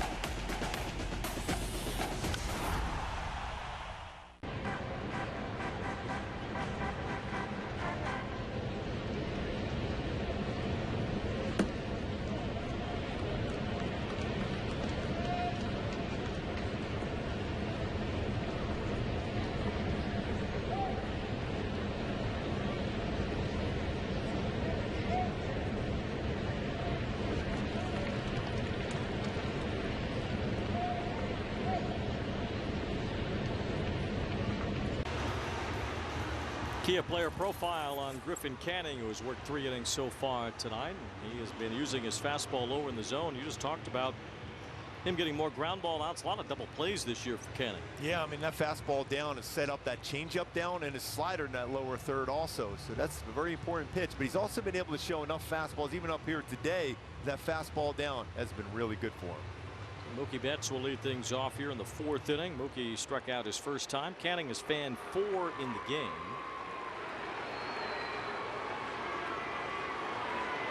Dodgers only have 1 hit so far. Last night the Dodgers didn't have any hits from after Freddie Freeman singled in the 3rd inning with 1 out until Miguel Rojas's go-ahead hit in the 10th.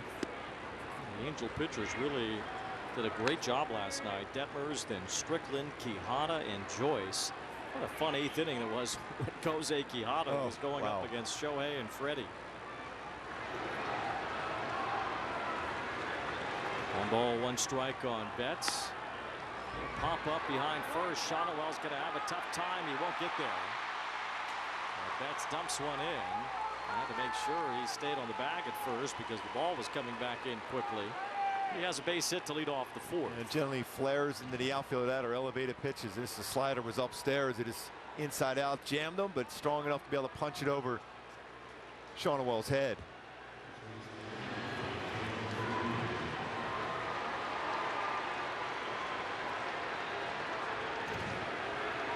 So the leadoff man on for the Dodgers in the 2nd straight inning, and here is Freddie Freeman, who flied out to right field his first time.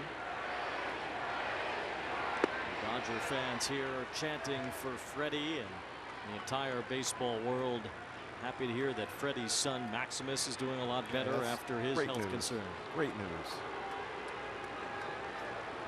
Rare for Freddie Freeman to miss any games. He missed about a week when his son was dealing with his sickness, and he missed a few games recently to deal with a fracture in his middle finger. Ripped to first. Shonowell has it, and now Betts on his way to second is doubled up. Another double play turned by Canning. Nice play by Shonowell. Right at the bag, steps and makes that quick throw to second base. 3-6 double play. Right on the bag. Take that out. Make that quick throw. Score of the game may change that a little bit, but you got to make sure you get that out. Nice play by Shonowell. 15 double plays turned behind Canning now. That's 2nd on the team behind Jose Soriano, who is just a ground ball machine, a worm burner, as they say. Soriano has had 16 turned behind him, and now Canning 15. And the guy going tomorrow night in Texas, Kahanowitz, has 9 already. That's really as an infielder, you better be ready. Kahanowitz will face the Rangers tomorrow night. A late arrival for the Angels, as they don't get into Dallas until 4 or 5 a.m. Much get a few hours sleep. You don't sleep anymore. No. Who you kidding? No. 1 ball, 1 strike on Hernandez. Swing and a miss, and it's 1-2. Now that's a perfect slider there for Griffin Canning. The late tilt, outside part of the plate and below. He will go after a slider off the plate. He strikes out a lot, 163 times this year, including the one tonight. It's this one, though, as he lifts it out toward left center field. He's carrying. Moniak and Ward are there. Moniak calls for it and makes the catch.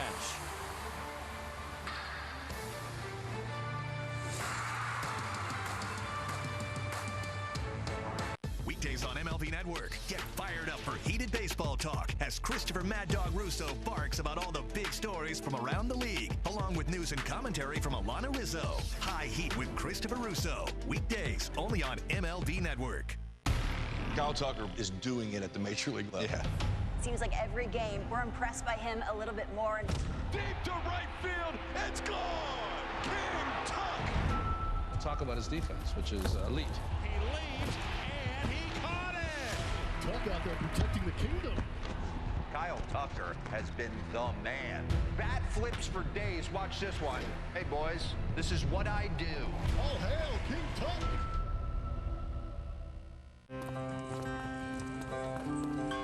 Since its inception, the Boys and Girls Clubs have been more than a fun place for kids to go after school. For some, it's been a second home. where they can learn, play, and grow. Thanks to the partnership between Major League Baseball and Boys and Girls Clubs, children of all backgrounds have access to safe spaces. All right, let's go take a selfie. MLB Together and the Boys and Girls Clubs of America, empowering children and building futures. Bring it in.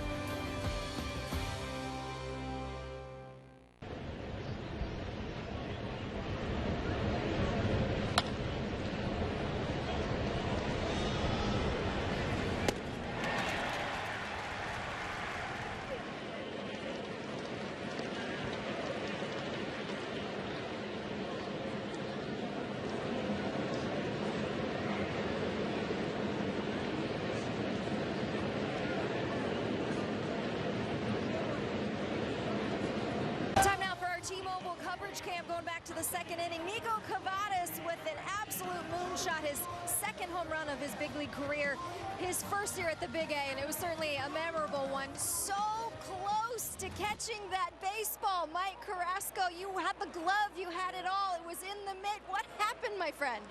Well, I dropped the ball. That's all I can say. I dropped the ball. You did drop the ball. And, you know, you were just telling me a second ago, you come from a family of baseball players? Family of baseball players, softball players. And I'm sure my kids will never let me hear the end of it. Sorry, kids, I dropped the ball. You know, but Are you a little rusty? I'm very rusty. Oh, that's okay. You're being a great sport about it. Did your phone blow up after you nearly caught that home run ball? Did your phone blow up? How many texts have you gotten? Not yet. My daughter called me. Didn't get text. My daughter called me. You dropped the ball on TV. You believe that? What did you say? I was like, yes, I did, kid. I'm sorry. It's okay. Have you ever almost caught a home run ball before? Almost caught one or ever caught one? I've never caught one. This is the closest. This is the closest. Is the heartbreak real right now? Yes, the heartbreak is real. I'm sorry to hear that. Sorry. Yep, but you're a big baseball fan. You were telling me. I know you're in Dodger Blue right now, but you used to come here to the Big A as an Angel fan. A long time ago. I used to come with my family. We used to sit in right field, left field, all over the place. And, you know, unfortunately, I'm a Dodger fan, but I do cheer for the Angels. Here's the thing. We're going to make it right because you nearly caught that home run ball. We've got an autographed baseball by the best booth in baseball, signed for our guys, by our guys, Wayne Randazzo, Mark Gubas, and myself. Just so you can take this one home because you missed the home run ball, so you can take that back and give it to your daughter. You're not coming home empty-handed. I'm not coming home empty-handed, kid. Sorry. I dropped the ball, but look what I got. A consolation prize. Thanks for being a good sport, Mike. Thank you so much. Enjoy the rest of the night. Wayne, back to you. I better not be seeing that on eBay now. That's so cool. I love that. That was a great job by Eric on that one, Mike. That's awesome. You know what? Sometimes you just can't make the play, but it turned out all right for him. His daughter calling him, that's pretty cool. Well, his daughter called him to taunt him. He dropped the ball on television. But in the end, he won. Well, he did. He's got a baseball with all of our names on it now. Yes. 1 ball, 2 strikes on Joe Adell. That's the gift that will give forever, I think. Yes. So he doesn't turn into a Cubs fan and throw it back on the field. That would be good. No, can't trust those people. Yes. 2 balls, 2 strikes. That's pretty cool.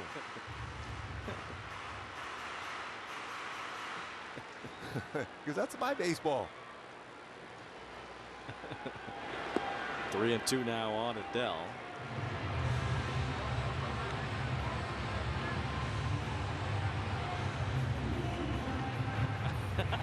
I think that all that happened without her even knowing that he was on TV a second time. Yes. That this interview happened. I don't think she believes him. Adell hits a high chopper foul. Eric Young doing his best Dino Ebel impression there, and that made the play and then went between the legs. Yes. And smiling as usual. Nice. And you know somebody's saying something in the dugout.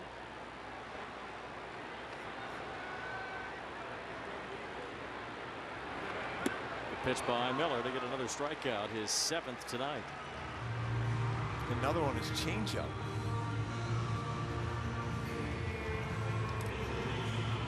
Eric Young Sr. was actually drafted by the Dodgers, and he made his major league debut with the Dodgers.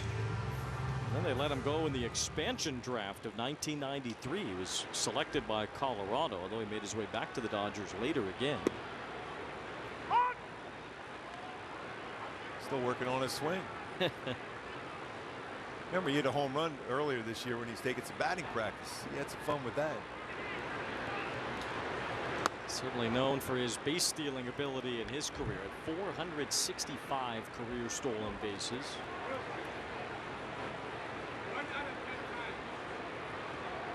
Top 50 all time in steals.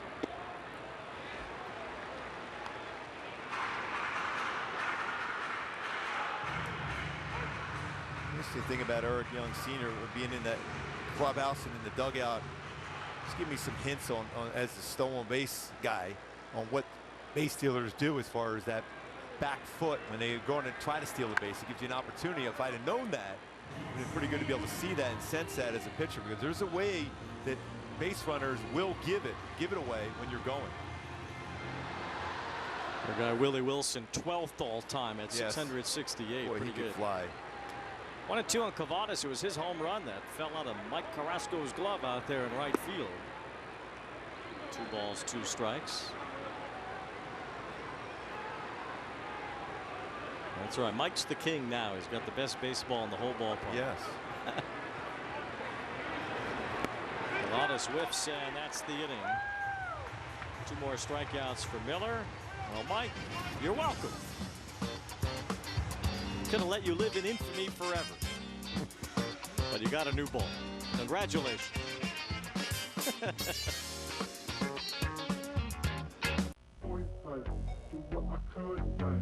Man, I've seen things you wouldn't believe. But this I have not seen. You know, nothing phases me, man. Nothing. But these guys got me phased. Now, this game found another gear. Think you've seen this before? Keep watching. Kyle Tucker is doing it at the major league level. Yeah. Seems like every game we're impressed by him a little bit more. Deep to right field, it's gone! King Tuck! Talk about his defense, which is elite. He leaves, and he caught it! Tuck out there protecting the kingdom. Kyle Tucker has been the man. Bat flips for days. Watch this one. Hey, boys, this is what I do. All hail King Tuck! Intentional Talk, where baseball players reveal their biggest secrets. I played trombone. I guess that could be a secret. You gotta go long though, Kevin. It's the long one. Oh, that's right. That's right. You're right. Sorry. Intentional Talk on MLB Network.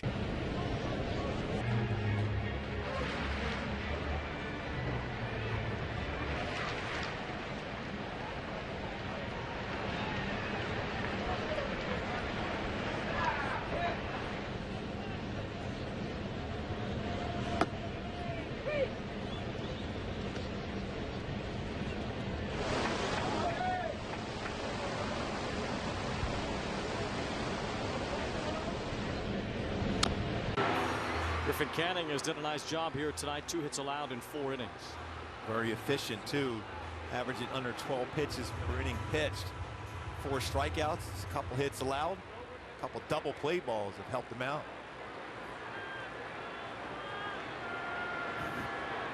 Gavin Lux leads off here in the 5th inning and takes strike 1. So Canning's been given a big lead early. 5 in the 1st, 1 more in the 2nd, and he's held it down into the 5th inning here. Gavin Lux with a base hit his first time. I think Joyce would not be available tonight, having pitched 3 times in the last 4 days. Although if you ask him today, he says, I'm ready, as usual. But I think caution is something the Angels were thinking about with him and that arm. And that's why you didn't see him for a 2nd inning last night, as Lux pops it up. And Neto makes the catch. I mean, the most important thing right now for the Angels, and everybody wants to beat the Dodgers, but they need Ben Joyce to be healthy as long as possible. We'll pause before Tommy Edman bats to hear from Jack in the Box. I invited Deadpool and Wolverine over to whip up some mini Jimmy Bang Bags. That was a mistake. Welcome to Jack in the Box. So 1 out here in the 5th inning. Edman struck out his first time. Canning struck out 4 in the first 2 innings, including Edman. There's one right back to Canning, who fields his position well. A little bit of a hot throw, but Sean Noel grabs it. 2 up, 2 down. He's saying, thank you for that one. I didn't mean to throw it that high. He was going run option on that one with football right around the corner here. Ever since his brief hiatus in the bullpen, Canning has been a lot more aggressive. And he had that good outing against the Blue Jays, 6 scoreless innings. He did fine against the Tigers in his last start, 3 runs in 5 innings. He's been very good tonight. And he got another out on a fastball down there. There's Max Muncy as he takes ball 1. Muncy struck out his first time.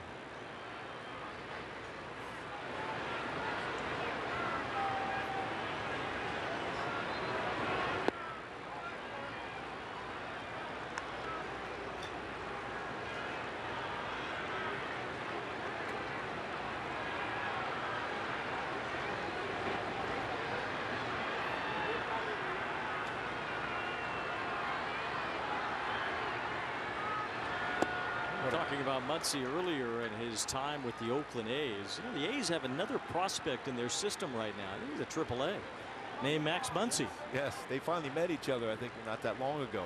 And they have the same birthday. Well, obviously this one much older, but the same exact birthday, the same name, drafted by the same team. It's not like John Smith. He was a football player back in his days in Texas too. You could tell that from Max Muncy. 2 balls, 2 strikes on Muncy. Imagine if there was just another Mark Gubicza running around.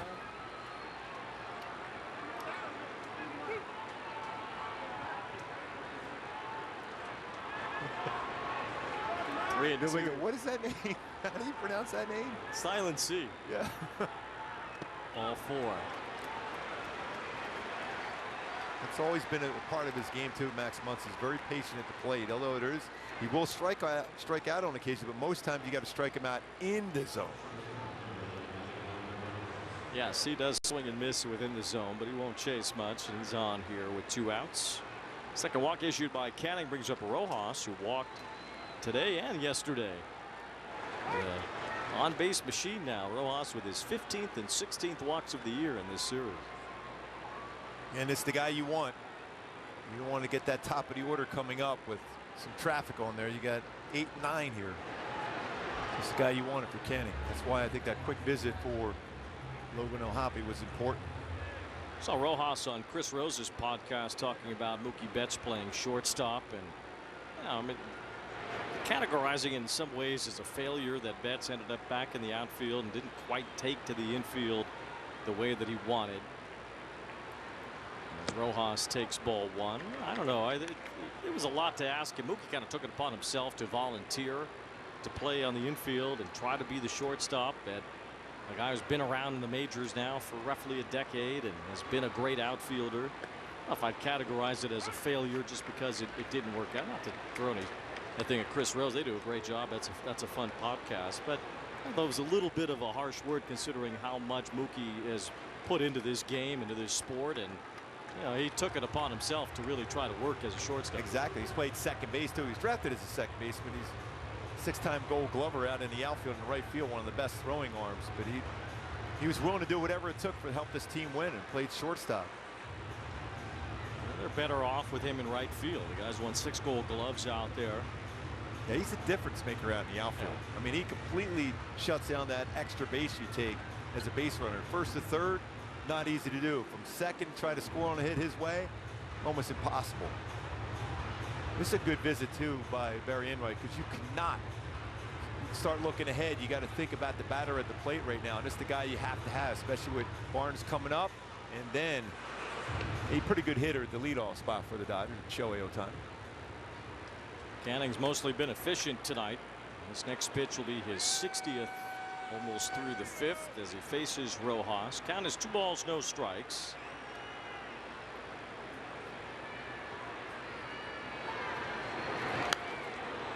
Back in the strike zone there with a foul pop up. That one almost took the mustache right off Eric Karros.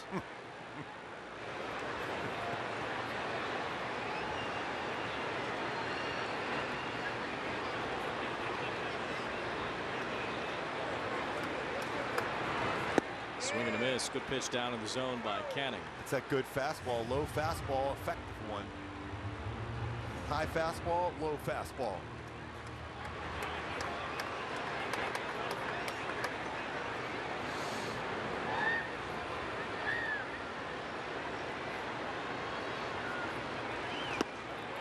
That's a good pitch. Rojas laid off, so it's 3-2. Wow, that was a good take. A little off the plate. He was able to hold up on it. No idea how you hold up on it after that perfect fastball.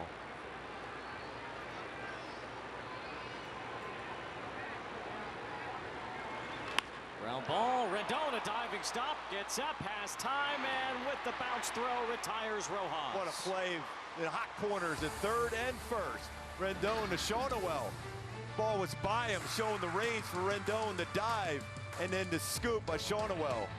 Put up a 0 for Griffin Cannon. After your 9 to 5, the 5 to 9 should be your time to kick back and enjoy.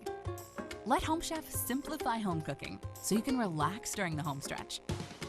Our oven-ready and fast and fresh meals are easy to make and filled with fresh, pre-portioned ingredients. They cook fast and make cleanup a thing of the past. Get dinner done quicker with Home Chef's oven-ready and fast and fresh meals so you can spend your 5 to 9 however you want to. Delicious meat simple. Get 18 free meals at homechef.com. Ooh, that's a lovely view. What are you two looking at? Tip pick. What did you say? Tip pick. Tickets to the show with no hidden fees.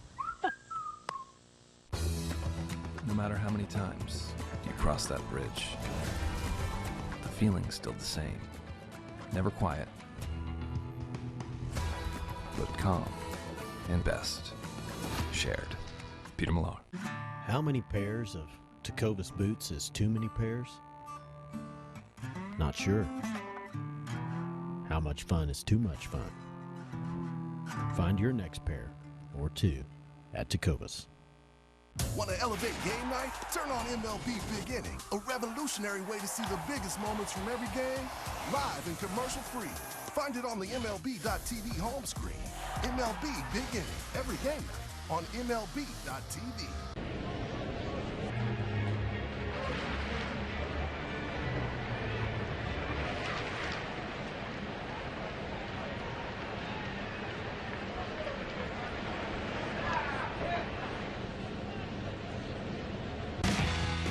Home runs for the Angels this year as we see Coors Light beating the pressure. The 20 home run club now has 3 with Joe Adell reaching 20 over the weekend. Zach Neto at his 20th in Detroit. Taylor Ward, number 20 last night. Logan O'Hoppy's knocking it 20, just 2 away from that spot. Here is Taylor Ward with a 13-game hitting streak. It's tied for the second longest active hitting streak in the majors. Only Lindor has a longer one. Francisco Lindor with a 15-game hitting streak. Mets won again tonight. They beat Boston 8-3. And here's a long fly ball from Taylor Ward, pretty deep to left. Hernandez back out in front of the wall. Leaps up. It's gone. The hitting streak continues. The lead is extended. And Taylor Ward his 21st home run. Well, he grabbed himself a Jersey Mike sandwich with that one. It's a 390 sign. Taylor Ward, 21 home runs, taking over the club lead now. I guess he's hungry. Third home run of the game for the Halos tonight. Well, it seems like Taylor Ward has found his way again at the plate. It's been a frustrating year for Ward. He feels like he could have done more. He was coming back after getting hit in the face last year, and then got hit in the helmet again this year, and that kind of set him back. But he is on one of his hottest spells in his career. That's 106 off the bat. That was another fastball hit out against Millen. All 3 home runs versus fastball. His changeup has been devastating, but his fastball has been hit. Miller has 8 strikeouts and 7 runs allowed. 2-0 on Neto. And it's ball 3. With Taylor Ward, 21 homers, now trying to finish the year on a strong note. We talked about that a few weeks ago. If you were someone who felt like you had a down season, you still have the final several weeks to get it pointed in the right direction before it's over. Zach Neto draws a walk. It's definitely been an odd game for Bobby Millen. With his strikeouts, but the struggle to keep the ball in the yard. But that's a serious launch angle on that one too, to lift that one out.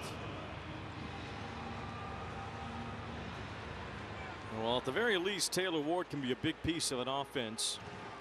Sometimes can even carry a club when he's at his hottest. And right now, a 14-game hitting streak. Yeah, when he's on one of these stretches right now, I mean, you look at his slugging percentage, on-base percentage, OPS, everything. When he gets hot, he's as good as anybody in the game. You just want to keep those hot stretches going for a long period of time.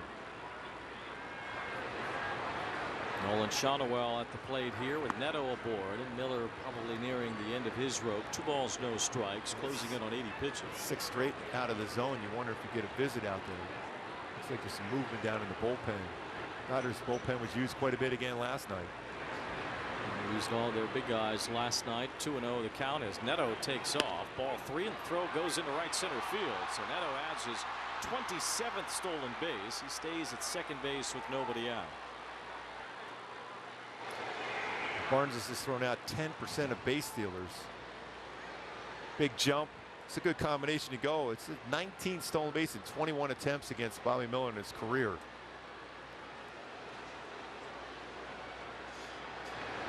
Neto is now 8th in the American League in stolen bases, reaching 27. Jose Caballero leads the league with 37. Another man in scoring position. 3-0 is the count. Shonowell takes ball 4. So home run and 2 walks. I would imagine Miller will not be much longer for this game as Mark Pryor comes to the mound, the Dodgers pitching coach. He's done a real good job considering all the injuries they've had with the staff. He's keeping it together. He was an unbelievable pitcher early in his career. You thought he was going to be a dominant pitcher for a long time, but injuries got him. Yes, I did. I did think that. We're going to have a ride with Kia here in just a moment.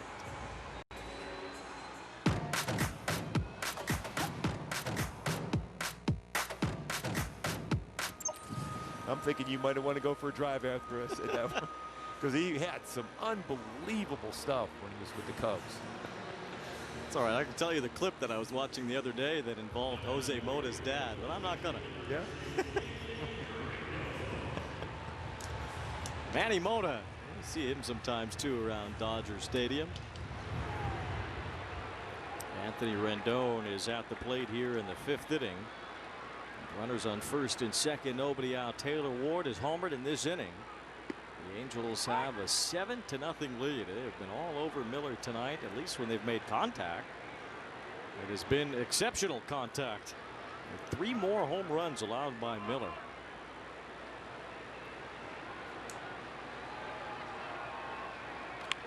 Rendon rolls 1 to third. Once he gets it to second, and the Dodgers go around the horn for the double play. 2 outs and Neto at third base. Yeah, this prepping for this game, when I saw that number as far as home runs that Bobby Miller has allowed in that short amount of innings, really, only 44 2/3 come in, I thought that was a misprint. It's 15 now in 49 innings for Miller. I remember a couple spring training games against the Angels. This is the first time he's ever faced them in the regular season. I was looking at that stuff is electric. He had pitched in the Freeway Series exhibition games this year. I forgot if it was at Dodger Stadium or here, but we did see Miller then. This changeup is so good with the other pitches, especially his fastball. It's been hit. Imagine he goes right back to another changeup. Oniak loops it to right field. Mookie Betts ranges over to make the catch. Now another homer, the 3rd of the night. Taylor Ward has a 14-game hitting streak, and the Angels up by a touchdown over the Dodgers tonight. It is 7-0.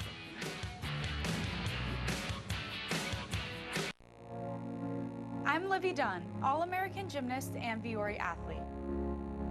When you travel and train as much as I do, you find happiness where you are.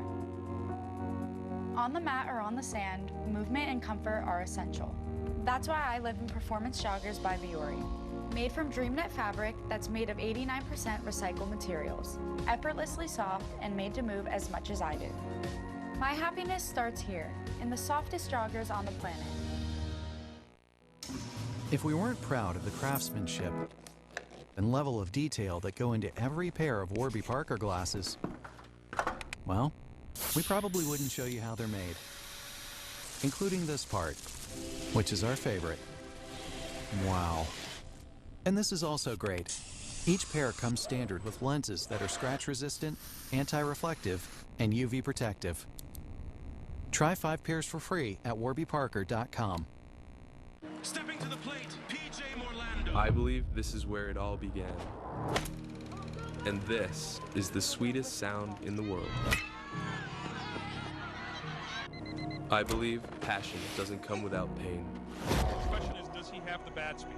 Does he have what it takes? I believe this will all be worth it.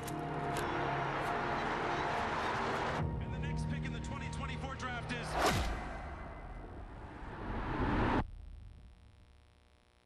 All right, men. I'm about to put you onto something incredible. It's Blue Chew. Blue Chew. Blue Chew?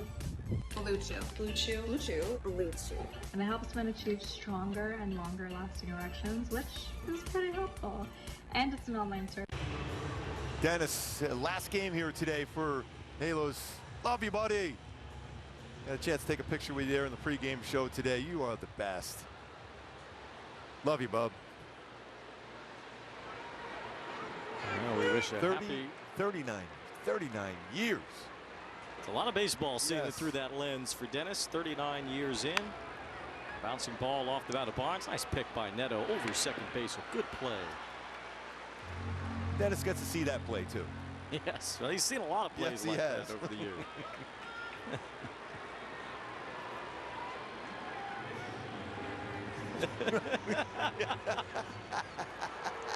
We were looking for the replay of that, but, well, I don't know.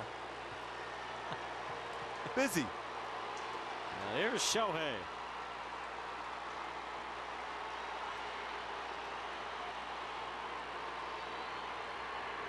Big swing and a miss. 7-0, and Ohtani trying to launch one here to excite all these fans that he's a big part of this freeway series now, having played and starred for both teams, possibly winning an MVP for both teams.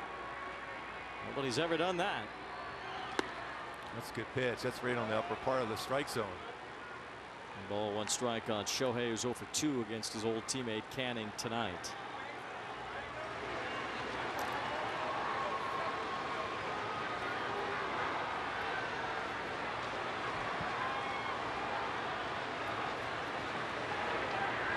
It's amazing how he just doesn't move when he's in the batter's box. He's just ready every pitch. Through a bullpen session today. Trying to work his way back from his second Tommy John surgery. It's amazing that he is able to still rehab Tommy John and go through what's a rigorous rehab. Yes, that's the thing, and still have that kind of bat speed that he always creates. That's why he's the unicorn. Imagine he'll get back on the mound at some point next year. What he did over the last few seasons. But the fact that his career ERA in this ballpark is 2.22. He was on the mound in this place. It was special. And out the plate, he strikes out against Griffin Canning. He's thrown a couple really good sliders tonight. Griffin Canning, he is locked in. He's 1-1 in his career versus the Dodgers, looking for the second career win. When you throw a slider like that, you might have a shot. Nasty. There you go, Dennis. This is that camera shot. There you see it. Now you don't. 39 years. 5 strikeouts for Canning, and here's Mookie Betts taking ball 1. Betts with a base hit tonight. Only 2 hits for the Dodgers in this game, both singles. One by Gavin Lux and the other by Betts. Dodgers still a comfortable lead in the National League West. It's not over yet, especially considering the Padres own the tiebreaker over the Dodgers, and they still have 3 more games against each other. So what is really a 5.5 game on paper is more like a 4.5 game lead, because if the Padres catch the Dodgers, well, then it's San Diego that takes over first place. So the Padres behind tonight. Yeah, and that was Yu Darvish back tonight. 4 2/3, gave up a few runs. 5-0 Detroit with the lead in that game. Darvish taken out in the 3rd, and Mookie Betts swings through this pitch. Arizona leads the Giants 2-0. The Diamondbacks can leapfrog the Padres back into 2nd place if they win and the Padres lose. Got Christian Walker back. now. Arizona is 6 back, but they don't have the tiebreaker over the Dodgers the way the Padres do. Keep in mind, the Mets and the Braves are right there with both of those teams. Yeah, Mets are a half game behind Atlanta, and those teams are both close to Arizona and San Diego as well. 2 balls, 2 strikes on bets. The Mets have won 7 in a row. They won again tonight against the Red Sox. The Braves won too, did they today? They did. They beat Colorado. So a little bit tougher for the Dodgers this year. They won the division last year by a boatload of games over Arizona. 16-game division win last year, and the year before that they beat the Padres by 22 games. Sometimes that's better when you're going into the postseason to be challenged all the way to the end. I agree, and I think Dave Roberts would agree after how the last 2 years went. Here's ball 4 to Betts, so long at bat, and Canning lost him.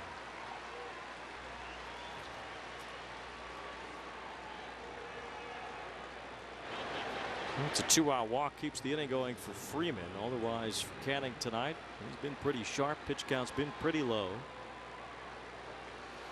I know Freeman, even with this lead, is not going to be taking first pitch if it's in his swing path right now.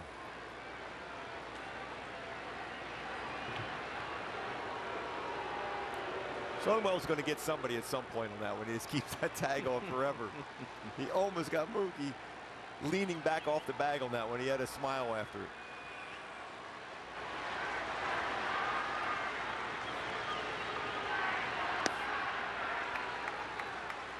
It's another tight slider, that lower part of the strike zone, effective one against the lefties there. Gets Freeman and got Shohei to swing and miss on it.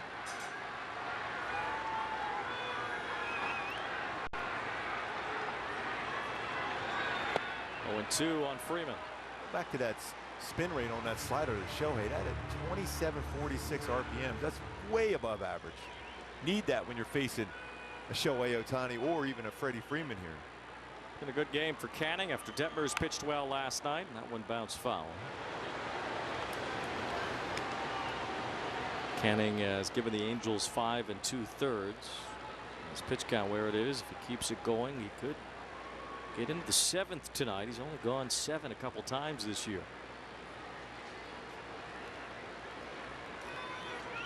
So he has 150th inning pitched for the season once it is over here. Freeman slaps one foul. You don't want to see another one as long at bats for Freddie Freeman like he had against Quijada last night. It was an epic battle. Quijada put him away finally and then gave it a chef's kiss. It's a new career high in innings pitched for Canning as he reaches 150 with 1 more out. And there it is, a called 3rd strike to Freddie Freeman. 2 more strikeouts in a scoreless 6th for Canning.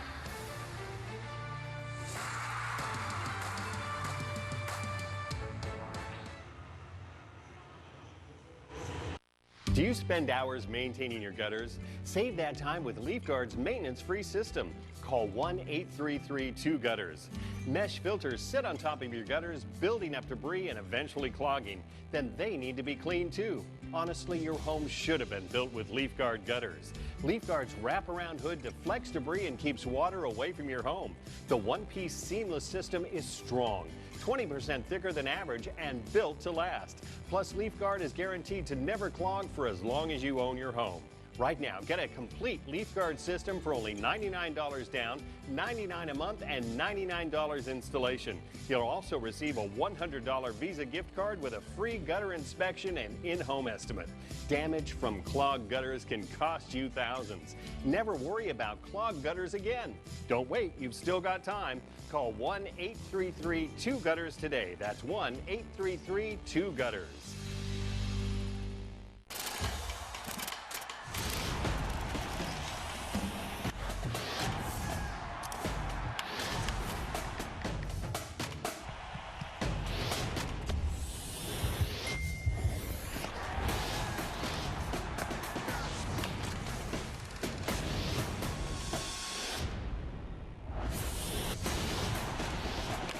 Frontier Placence, that pitch-by-pitch sequence for Quijada against Freeman, one of the best fastball hitters.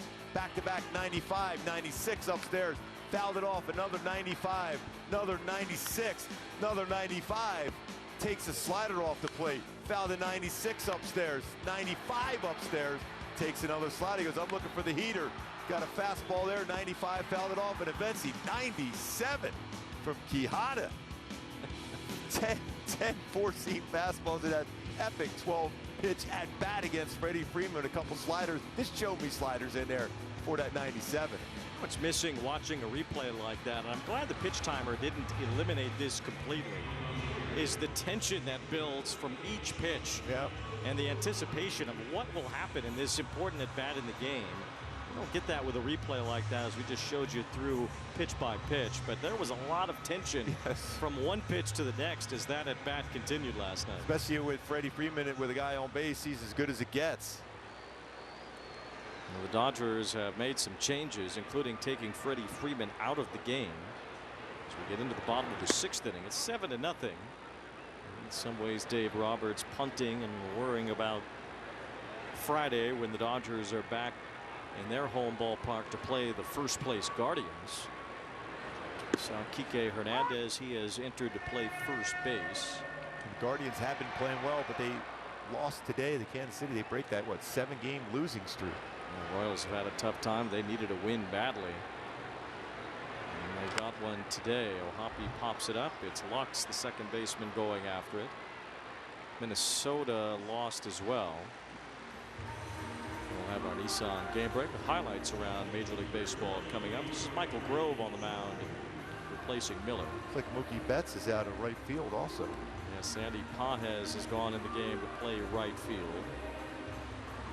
And Kevin Kiermaier now in center field as Miguel Rojas comes out, moving Tommy Edman to shortstop. So the veterans have come out for the Dodgers, at least a few of them. But imagine, though, Shohei will stay in as the DH. Yes. Dave Roberts wants to get out of here without any trouble. Yeah. Kind of like you getting out of Detroit there. I got my buddy's pizza. I was all set. Yes. 2 balls, no, 1 ball, 1 strike on Drury. That was really good, by the way. Yeah.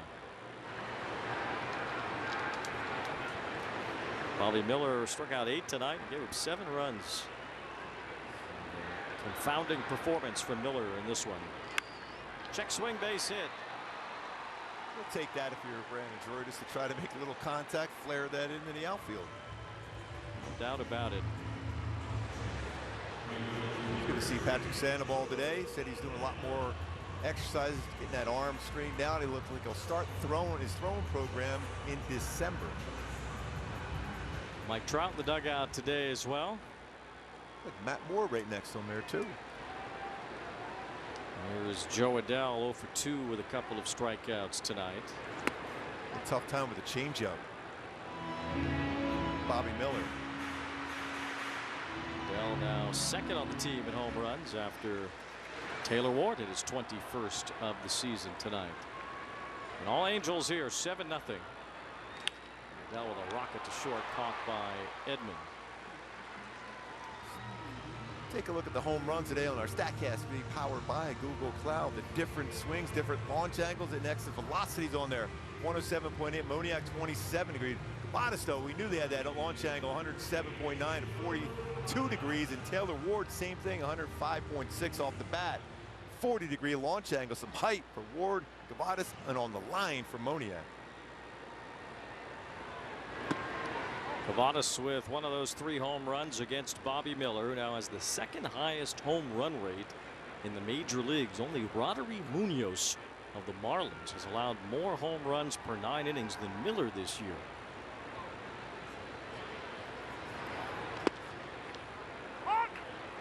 Miller's ERA now 7.79 as well. The Angels eyeing a freeway series split. These 2 teams have not split their season series since 2021. Gavadas chops it to Hernandez, and that ends the inning. It is time for our Nissan game break as we take you to Wrigley Field, where the Cubs did something they have not done since 1972. That is throw a no-hitter at Wrigley. Shota Imanaga started, and he was brilliant. 7 innings, another great performance from Imanaga in his rookie year. Nate Pearson and Porter Hodge finished the no-hitter at Wrigley as the Cubs trounced Pittsburgh tonight in a 12-0 game at the friendly confines. Well, every time I've seen Managa throw the baseball, it's always on corners or on the shadow part of the plate, never in the middle part of the plate. Combined no-hitter. Combined no-hitter. Second combined no-hitter in Cubs history. The other one they had against the Dodgers. The pennant race is heating up. The wild card race is heating up. Should be a fun 4 weeks to finish the year. Yeah, I mean, every one of these races getting tighter and tighter. But it's really good to see Griffin Canning pitch the way he has today. I mean, he's had some tough times this season. Last few times out ever since he came out of relief in Toronto, more aggressive with his fastball. He's used all his pitches today and 3 home runs. It'd be good to be able to win this series or win this game against the Dodgers today. 7-0 the score as we get into the 7th inning here at Angels Stadium. Thanks for watching our Nissan Game Break. We'll be back with more after a word from Nissan.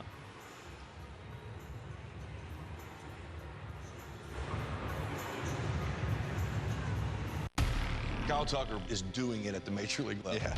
Seems like every game we're impressed by him a little bit more. Deep to right field, it's gone! King Tuck! Talk about his defense, which is elite. He leaves, and he caught it! Tuck out there protecting the kingdom. Kyle Tucker has been the man. Bat flips for days. Watch this one. Hey, boys, this is what I do. Angels up by 7 on the Dodgers tonight. The Angels won one of the 2 games at Dodger Stadium, trying to split the 2 here at the Big A after a good ball game last night. It's been one-sided here tonight, thanks in large part to Griffin Canning. Yeah, I mean, his slider has been electric, but I love his fastball command. His changeup's been good. He's mixing just enough curveballs, but really had that spin working with his slider. Mentioned 2021 was the last time the Angels and Dodgers split the Freeway Series. They were 3-3 against each other that year, and next year they'll have another chance to do the same as Joe Adell moves over to catch this one from Hernandez, in the sense that next season there will be 6 Freeway Series games again instead of 4. It's always fun when these 2 teams get together. That both stadiums is packed to house. This stadium is packed tonight again. There's standing room all over the place. Even up in both corners in the outfield packed. Under the video boards is where you see the big swaths of standing room only people, especially. It is a great atmosphere to have these 2 teams playing each other, and certainly both teams' fans are well represented here.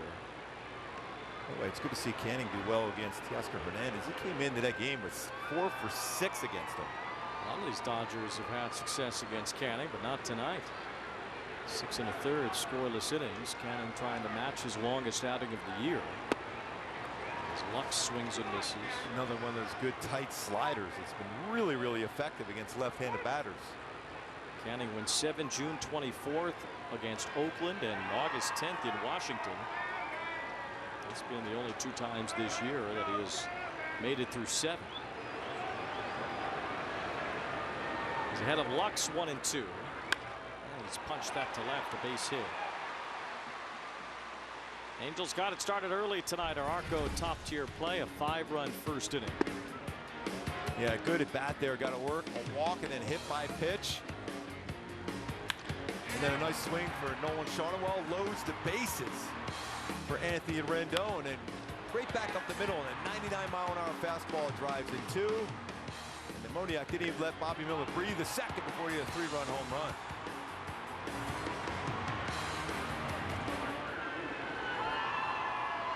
By the way, that's his 2nd hit today for Gavin Lux on fastballs upstairs. Which usually you don't think of left-handed batters be able to bring their hands up like he has, but that's 2 good swings on 94-mile-an-hour fastballs upstairs. Well, it's 2 of the 3 Dodger hits in this game. Mookie Betts has the other. He's really turned his season around. He was struggling early on offensively. Gavin Lux has been hitting the ball a lot harder of late for the Dodgers, giving that balance in their lineup. A long road back, recovering from that ACL injury that he had last year. 2 balls and a strike on Edman, who's now playing shortstop. Edman had started the game in center field. He can play a lot of second base as well. A versatile player the Dodgers got from the Cardinals. Tommy Edmund coming in that trade, and Michael Kopech as well. 3-team deal that involved the White Sox. Kopech was good again last night. White Sox actually won tonight. They beat Baltimore 8-1. Hunter Strickland up quickly now. The Yankees about to lose in Texas, so they couldn't even take advantage. A rare White Sox win. Canning walks Edmund, and the Dodgers have a couple of base runners. First time the Dodgers have had a man in scoring position tonight. And the one thing you don't want to do against this Dodgers lineup is give those free passes, especially with the power they have throughout the lineup, and one being now Max Muncy. Well, they did take some of it out. Betts and Freeman are out of the game. There's still plenty of firepower, especially with Shohei looming. So Barry Enright's on the phone, and we'll find out what's on the menu at Jack in the Box. I invited Deadpool and Wolverine over to whip up some mini Jimmy Bang Bags. That was a mistake. Welcome to Jack in the Box. Mentioned the Cubs no-hitter tonight against the Pirates. Well, Zach Gallen has a no-hitter through 5 against the Giants tonight. Already 81 pitches though, so Gallen probably won't finish that either.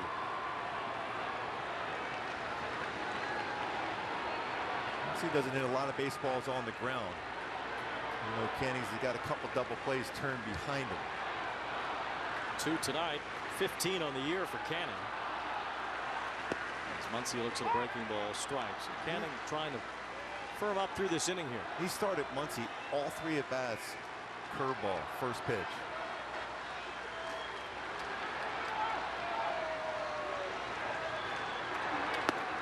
Ball, 1 strike on Muncy.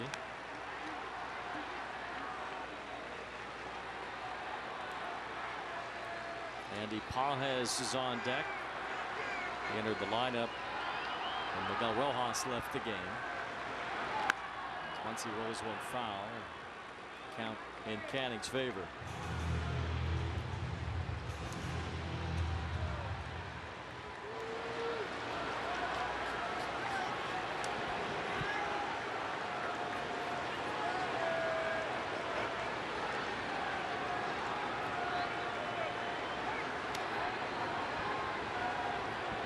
That's an old veteran move right there, by the way. Leave the Rozabag up on top of the mound. A little bit of a distraction on occasion. Not that I did that ever. Every trick in the book. Yes. Canning couldn't clip the corner there. 2 balls, 2 strikes.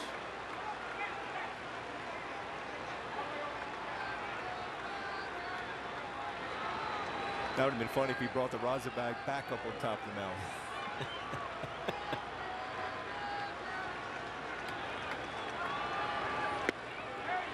Muncy lays off again. Ball 3. Muncy walked his last time. He's also struck out tonight. Missed a lot of time with an oblique injury. Strickland is getting ready in the Angels bullpen. It's a full count on Muncy. Swing and a miss. Great changeup. Wow, what a changeup that was. Dropped out of the zone. Not often you get Muncy to chase something and it's a non-strike. See how he turns that one over, and he got him a chase. Big punch out.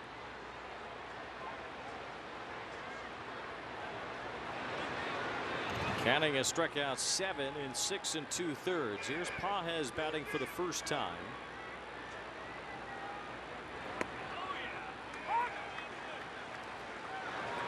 A good slider. His fastball's been good, but his slider has been really, really sharp tonight. Pages has largely stayed on the roster for the Dodgers. As he lines one past Rendon, a base hit that will bring home the first Dodger run. Luck scores, and it's 7-1 in favor of the Angels. Might be it for Canning on that one. Pages did a real nice job of bringing his hands in on that fastball to get it by Rendon. This is the guy you want, and Ron Washington's going to make sure this is the guy to get here. Yeah, if you don't get Barnes, you have to face Shohei, and it gets a little tighter. So a big out is coming here for the Angels if they can get it. Ron Washington will ask the bullpen to finish this one off. The Angels with a 7-1 lead. Griffin Canning, a very good game. You know, for a kid from Southern California, went to UCLA. The Freeway Series has to mean even more to Griffin Canning than it does to most, and he rose to the occasion tonight against the Dodgers. Especially going up there putting those shutdown innings early in the game after some run support early. Orange County's own Griffin Canning comes off the mound. Should get a warm reception here at the Big A. Baseball is a sport, pero la verdad es que para nosotros el béisbol es otra cosa.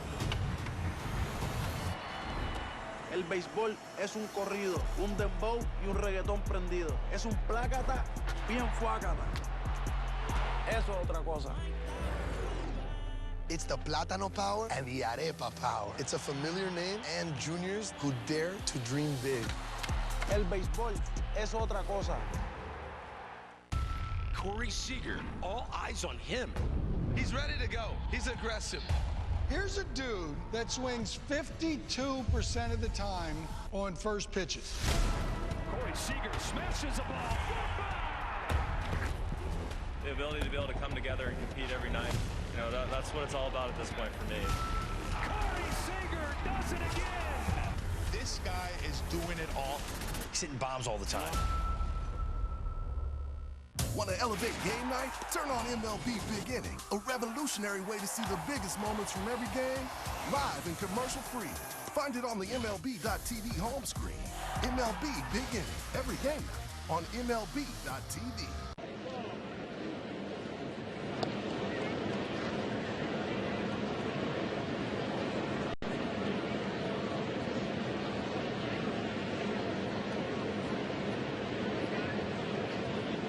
Sports brought to you by Nissan. Save big before summer ends at the Nissan end of summer sales event. By Jack in the Box Mini Chimney Bang Bangs. Yes, Mini Chimney Bang Bangs. And by Pechanga Resort Casino. Play your perfect combination at Pechanga, conveniently located right off the I-15 in Temecula.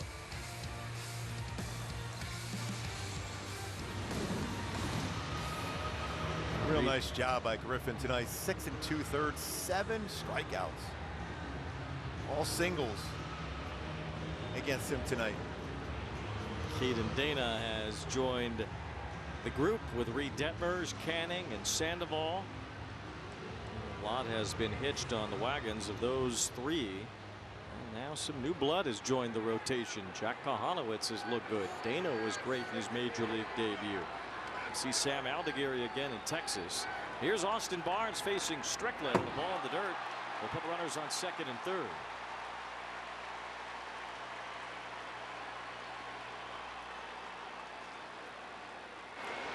Cutter overthrew that first pitch. It's a pretty simple goal for Strickland here. Keep that guy from batting in this inning. Yeah, let him bat next inning. 62nd game for Hunter Strickland this season. Austin Barnes 0 for 2 tonight. Takes ball 2. If you're Austin Barnes, you're thinking, I have to get a fastball here. Who's waiting on deck? Well, everybody in this ballpark aware of who's on deck right now. And Barnes fouls one off. 2 balls and a strike. You got a heater right down the middle of the plate. He's late on it. Now the Angels out to a big lead. There has not been a lot of tension with this enormous crowd here at Angel Stadium. Halo scored 5 in the first. Took until this 7th inning until the Dodgers got on the board, but we'll feel all of it if Shohei bats with a chance to make this game close. Check swing, bouncing ball. Shotwell has it, flipped to Strickland, inning over. And Shohei will have to wait until the 8th. It's 7-1 Angels.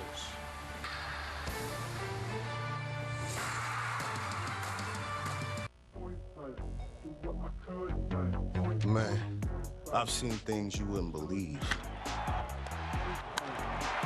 But this I have not seen. You know, nothing phases me, man. Nothing. But these guys got me phased. Now, this game found another gear. Think you've seen this before? Keep watching. Want to elevate game night? Turn on MLB Big Inning, a revolutionary way to see the biggest moments from every game live and commercial-free. There it is! A 40-70 season! Find MLB Big Inning on the MLB.tv home screen. Then watch baseball's mega stars in the moments that matter most. It's a whole new ballgame when the action comes to you. Game over! MLB Big Inning, live every game night on MLB.tv. Weekdays on MLB Network. Get fired up for heated baseball talk as Christopher Mad Dog Russo barks about all the big stories from around the league, along with news and commentary from Alana Rizzo. High Heat with Christopher Russo. Weekdays only on MLB Network.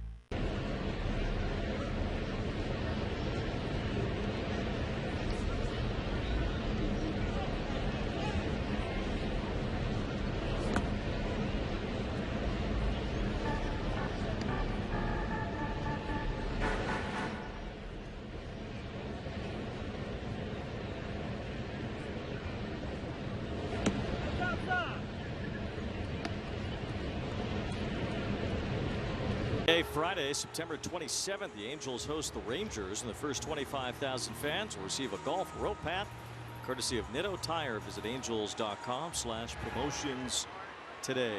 3.5 weeks until the end of the season. Incredible.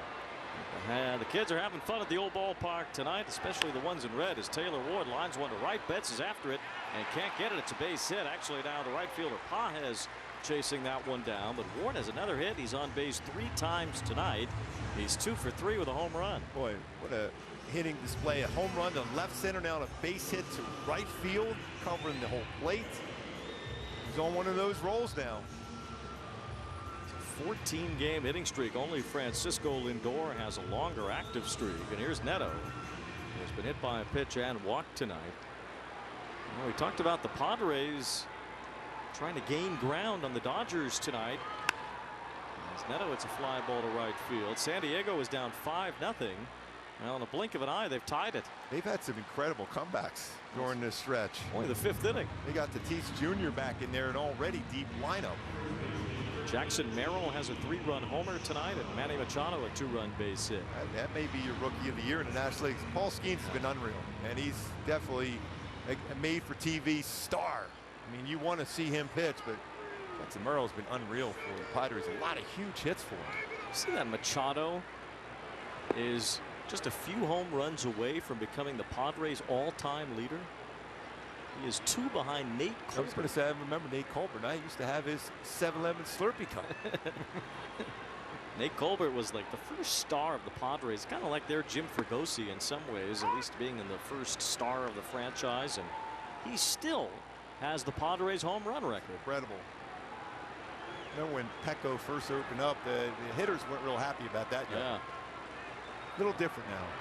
Adrian Gonzalez is second, 2 behind Colbert, and Manny Machado is also tied now with Gonzalez. 161 homers as a Padre, so he could break that record soon. Certainly he'll have plenty of time to do it. He's signed for another 7 years or so. Keeping it warm for Tatis at least. 1 ball, 2 strikes on Shotwell. Ball in the dirt, and that will be an advancement for Ward, who goes to second. So Grove throws a wild pitch. He's trying to get that 1 run back. Michael Grove has mostly been out of the bullpen this year. He started some in the past. Kind of a mop-up guy right now for the Dodgers. 2 balls, 2 strikes on Shotwell. Almost had a solid game. That's that pitch he gets called a lot. He thinks it's at his own. That is a strike, though. He always refutes it, too. It's not as if he's just taking that pitch. I mean, he really, I don't know if it's a depth perception issue or what, but those pitches in the lower level of the strike zone always seem to knock him out. And we always go back to most left-handed batters like the pitches down, but he likes the pitches elevated, and he's very successful with those. Here's Rendon, who really got the party started in the first inning. After the Angels loaded the bases with no outs, Rendon bounced one through the infield to bring home Ward and Neto. That was a 99-mile-an-hour sinker. He hit, shortened up his swing, allowed Miller to divide the power, got it through the infield for a 2 RBI single.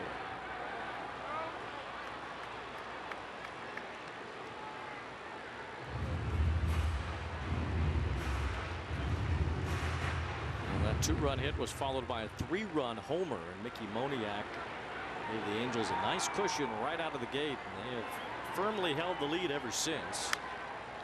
Now Rendon off the end of his bat pops it up. Ha has started back, now has to come running in, and he gets there to end the inning.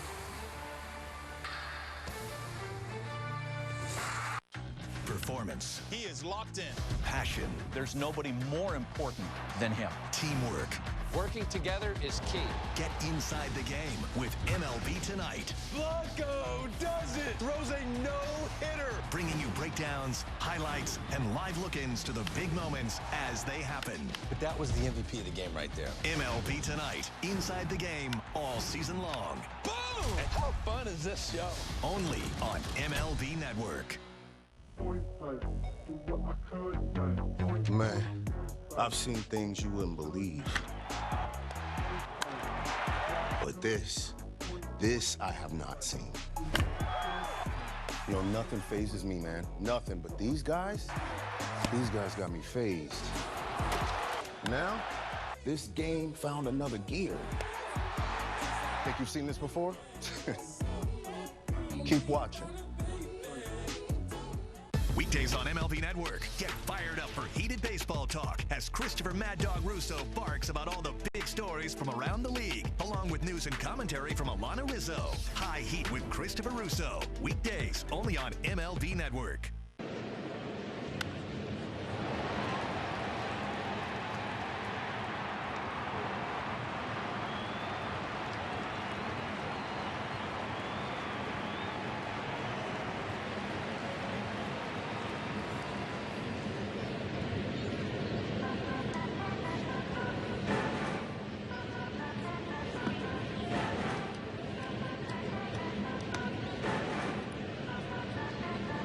Baseball and Valley Sports brought to you by Spectrum. Get Spectrum Internet, mobile, and TV. Visit Spectrum.com for details. And by Nissan. Save big before summer ends at the Nissan End of Summer Sales Event. Bobby V in the house tonight. We're used to seeing the fans with phones out here at the Big A with Shohei at the plate. Here he is, possibly for the last time of what could be a 3rd MVP season for Shohei Ohtani, batting here at Angel Stadium. So many of his big moments prior to this year were performed. Big cut on that pitch from Strickland. He's not getting cheated on any of those swings tonight. 0 for 3 tonight. His bat speed is incredible. He's 1 for 7 so far in this series. RBI triple in the game yesterday. It's a high pop-up. We can run down there and catch that now. You got it. Rendon is the one who does make the catch. And Shohei is 0 for 4 tonight. 4 MVPs in franchise history. Shohei is a two-way player, winning in 21 and 23.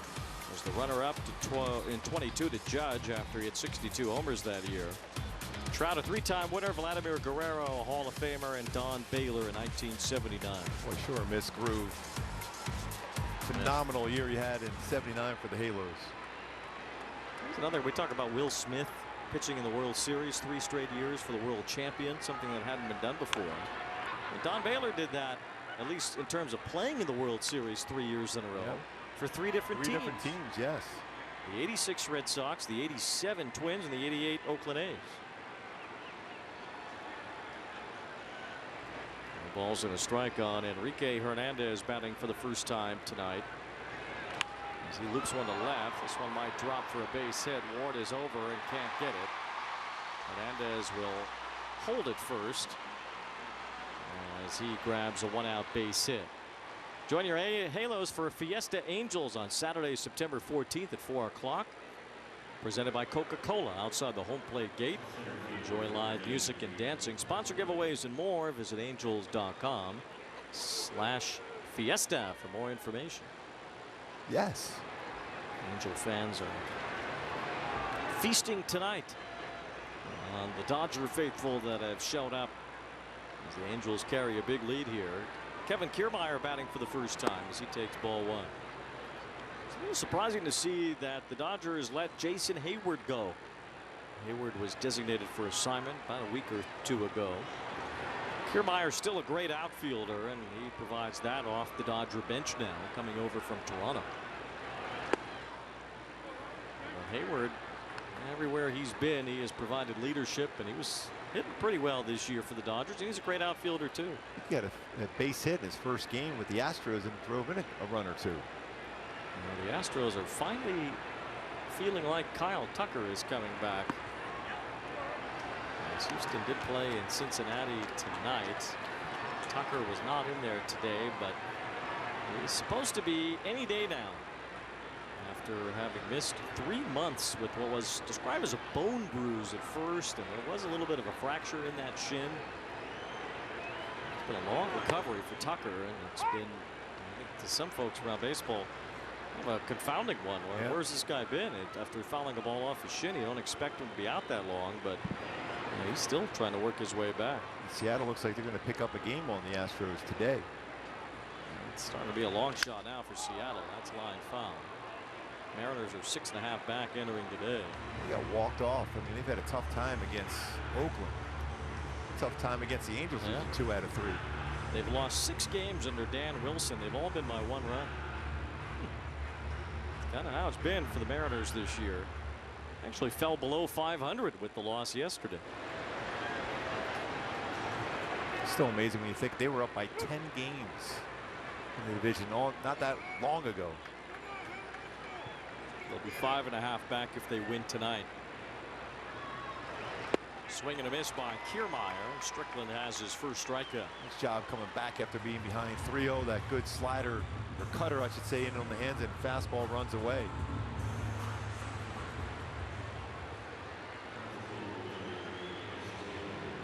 There's Chris Taylor batting for the first time in place of Teoscar Hernandez.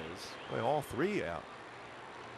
The Dodgers have pulled pretty much all their big hitters except for Shohei.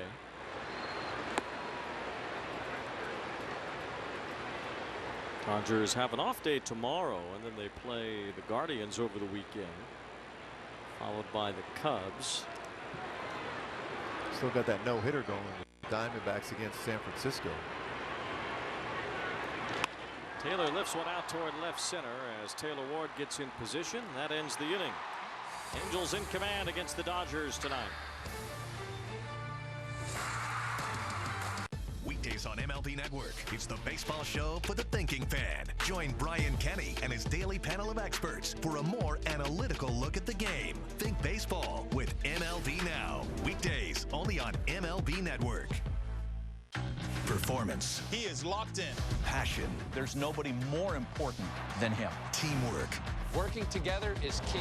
Get inside the game with MLB Tonight. Blanco does it. Throws a no-hitter. Bringing you breakdowns, highlights, and live look-ins to the big moments as they happen. But that was the MVP of the game right there. MLB Tonight. Inside the game all season long. Boom! And how fun is this show? Only on MLB Network. Man, I've seen things you wouldn't believe.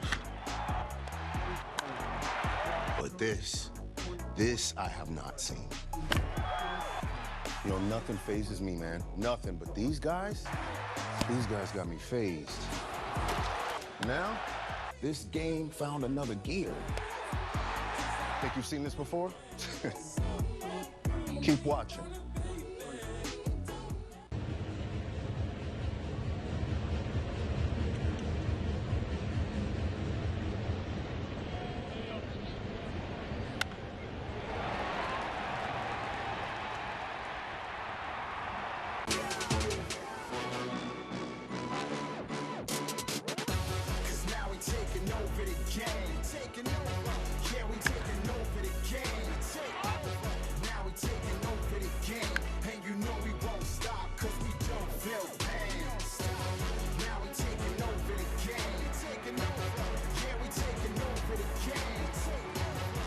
Angels have been in command since a 5-run first inning tonight. 3 outs away from a freeway series split against the Dodgers. As Mickey Moniak leads off here in the 8th inning, his 3-run homer, a big part of the Angels scoring tonight. Moniak has slugged over .670 since the beginning of August. New pitcher is Michael Peterson for the Dodgers. He deals ball 1 to Moniak. That 3-run home run by Moniak in the first inning was huge against this Dodger team. That got out in a second. Really did. For Miller, allowed 3 home runs tonight. Buehler gave up 2 yesterday. The Dodgers hoping that they can get some of their starters back before the postseason. They're supposed to have Yamamoto back soon. You saw Tyler Glasnow throwing long toss, more efficient behind it. Watching him, he's throwing the ball hard from a long distance, so he's getting closer himself. And Kershaw is not expected to be out for too long either. So the Dodgers hope that by the time the calendar flips to October, that they will have their starters intact. How stretched out will they be? How effective will they be? As time will tell as Moniak draws a walk. Join your Halos at the Big A for Fan Appreciation Night, Saturday, September 28th. The Angels against the Rangers at 6:30, and fans will have a chance to win prizes from Pechanga Resort Casino, Coca-Cola, Jersey Mike subs, Coors Light, and more. Visit angels.com/promotions for more info. The Brewers played the Cardinals tonight, and they lost again in extra innings 3-2, so that helps the Dodgers' cause. Phillies won against the Blue Jays 4-2. So if the Dodgers don't come back here, they will be only a half game up on the Phillies for the best record in the National League, but they'll still have 3 games on Milwaukee. Schwarber homer on the first pitch he saw. It's like that one rocket by O'Hoppe. He had the 3 home runs the night before. Schwarber has tied the major league record for the most leadoff home runs in a season. He's hit 13 leadoff homers this year. The record had been set previously by Alfonso Soriano. Underrated player in the annals of the game, Soriano. Yes. Power and speed he had. A 40-40 year with the Washington Nationals. Kind of a forgotten Yankee in some regard. Had some good years with the Cubs too. As Drury hits a fly ball to left center field. That was carrying as Kiermaier goes back and makes the catch. Runners are tagging up. Throw goes to third, so Hoppe trails into second base. Good swing again by Drury. A rare mistake by a veteran. Kiermaier didn't throw that ball to second where he could have kept the double play intact. He was out there working on his arm earlier today. He was throwing some rockets from the outfield. Well, he's shaking it out right now, grabbing at his elbow. It's not something you ever want to see from someone who relies on throwing the baseball. Second and third, 1 out. Adele with a liner, a base hit. Angels crack it open even further, 8-1. That ball was crushed by Adele. What a rocket that was. It's a cutter, 107.3. Wow. Good swing for Joe downstairs, quick hands, lines it. He is strong. Even now 62 RBIs on the season.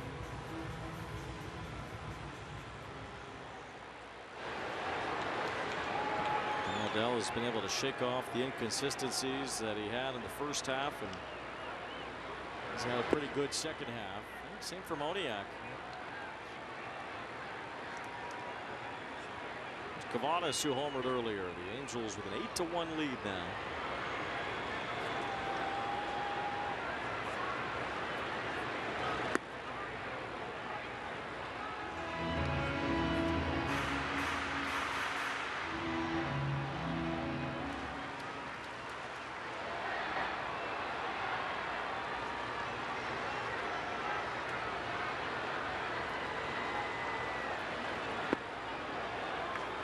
Trying to lift and separate on that one, trying to crush that one out on a cutter. Majestic home run. His first at Angel Stadium for Nico Cavadas today. First at bat. Banks that one down the line, foul. 2-2. Here it is.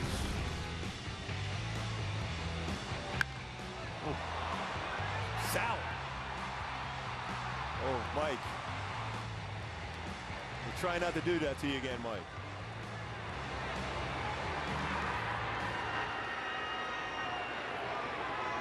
Mike's happy. The autograph ball. Yeah. Much better. There he is. Here to the bitter end. Pretty much everybody is stuck around. I know. Some empty seats now, but a huge crowd. Another sellout here tonight. The Angels trying to win the back end of these two Freeway Series games against the Dodgers. 3-2 on Cavadas. Griffin Canning in line for the win. Did a great job tonight. 6 2/3 innings. Struck out 7, allowed 1 run. Bobby Miller allowed 3 homers, only got 8 strikeouts tonight, but gave up 7.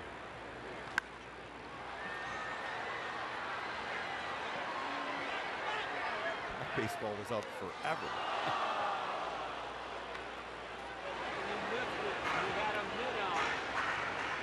Another sellout here tonight.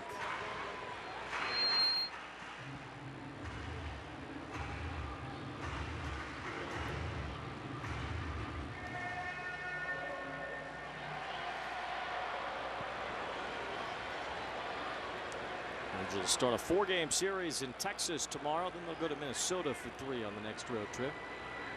Adele's running as Cavadas fouls it off. Zeke Honowitz against Cody Bradford tomorrow.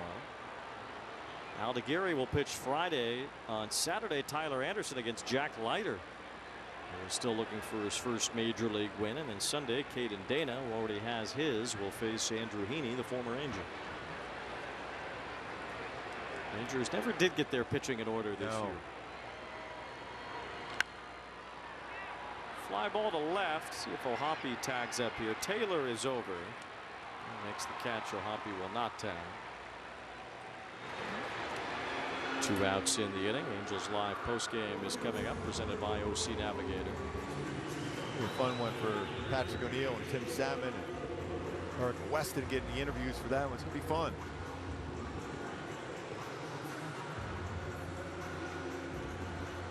Sometime you can win this game against the Dodgers after that tough one last night. A well-played game. A lot of energy in the crowd last night.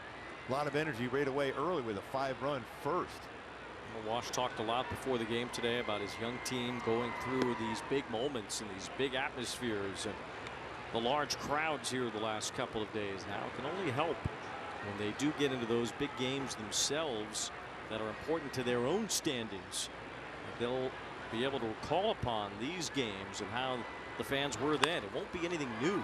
Taylor Ward has another hit, his 3rd tonight.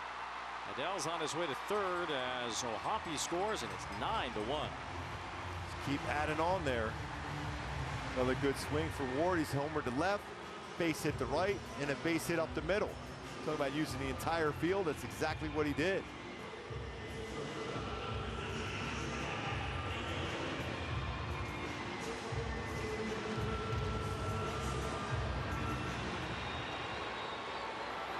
The Angels have had a tough time offensively of late. Not so tonight. This is a 9-run performance. And now it's 10 as Zach Neto drives in another run.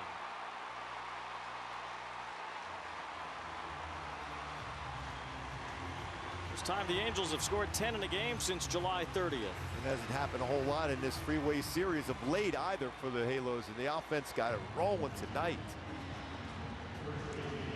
It's a good swing there. Stayed on that fastball, pretty hard fastball. Lines it for an RBI single. On base 3 times tonight, gets his first hit. Here's Shawnoel.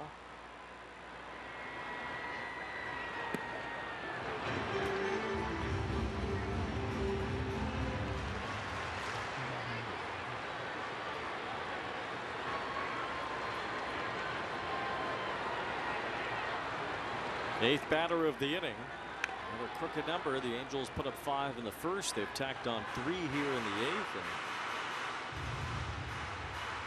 And Washington has to be proud of the way that his young team has battled here tonight. Well, the Angels had lost 15 out of 18. Well, a win here would give them 4 wins in their last 6 games, all against teams in the playoff race. Yep. Won the last game in Detroit. They took 2 out of 3 from the Mariners, and on the verge of a split here against the Dodgers. to make it a 3-2 homestand. Still more playoff potential teams coming up with Minnesota and Houston on the schedule. Still 6 games left against the Astros. Actually 7 against the Astros, including a 4-game series at Minute Maid Park. You see that balance in the lineup from the top spot to the 9th spot today. 11 hits, 10 runs.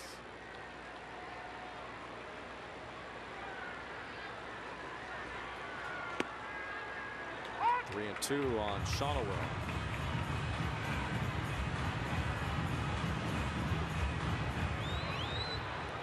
Shohei would be due up 6th in the 9th inning, so we probably won't see him again, but maybe. Angels have a big lead. Shonowell pops one foul.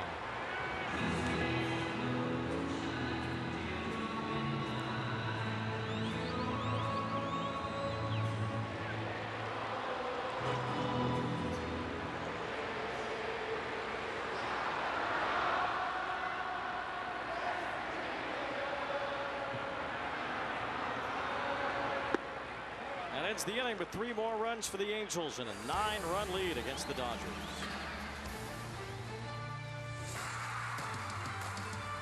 After your 9 to 5, the 5 to 9 should be your time to kick back and enjoy.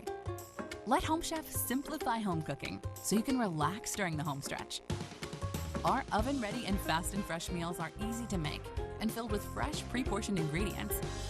They cook fast and make cleanup a thing of the past. Get dinner done quicker with Home Chef's oven-ready and fast and fresh meals, so you can spend your 5 to 9 however you want to. Delicious meat simple. Get 18 free meals at homechef.com. Here's your coffee. Oh, best intern ever. Oh, nice. You use Fiverr. Working on anything big? Oh, yeah. Growth strategy. Maybe I can help. Yes. Can I get some oat milk? Sometimes great talent is right under your nose. Man, these seats. Right? I wonder how the other guys are doing. We spent hours finding a deal on these. Trash. They should have used Game Time. The easiest way to find only the best deals for the best seats with their Game Time picks. What time is it? Game Time. How many pairs of Tecovas boots is too many pairs? Not sure. How much fun is too much fun? Find your next pair or 2 at Tecovas. Learning to invest with Greenlight has really paid off. Huh. Reminds me of how I learned about investing. Yeah, I never learned about investing. Is there water in this thing? Bring your family. And going back to Hyundai Key for the game today. Piece of your action. A lot of action for the Halos offense today with 10 runs, 3 home runs, and Griffin Canning just dealt. What a game for Taylor Ward. 3 hits, a home run. Demoniac with a rocket 3-run home run himself. Nico Cavadas. A solo shot in the 2nd inning. Power, piece of action. A lot of action for the Halos tonight. Going with the crew. Arizona leads San Francisco 4-2, although the Giants threatening to tie that game in the 8th. Padres have come back to tie the Tigers 5-5 in the 6th. Dodger fans keeping an eye on those 2 teams as the Dodgers lead might shrink after a loss here tonight. Gavin Lux leads off the 9th inning. And bounces one foul past 3rd. Dino Ebel let that one go by. Good idea for Dino. Ryan Miller's throwing the ball well. He's got that ride and sink action on his fastball. Angels will not be back home until Ducks night. Friday the 13th against the Astros. Lux with a fly out to center field as Moniak has that one away here in the 9th inning. The Dodgers do not have an extra base hit in this game. Suit up this season at MLBshop.com. Check out the largest selection of official jerseys, caps, t-shirts, collectibles, and more. Gear up with your Angels at MLBshop.com. Tommy Edman is 0 for 2 with a walk.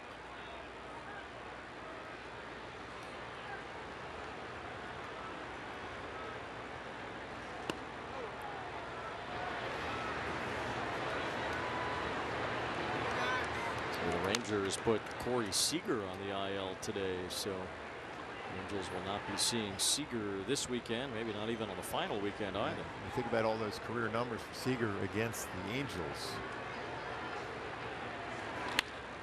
Base hit for Edman. Again, it got that sinker, lined it up the middle.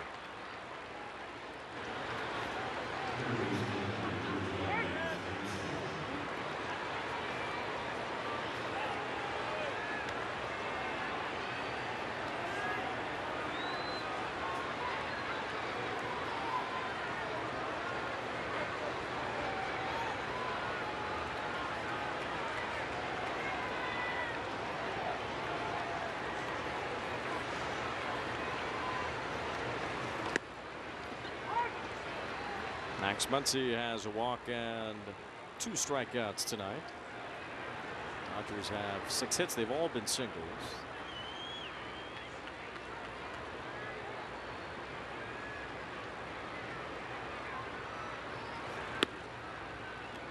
One ball, 1 strike on Muncy. Back-to-back sweepers in off the plate.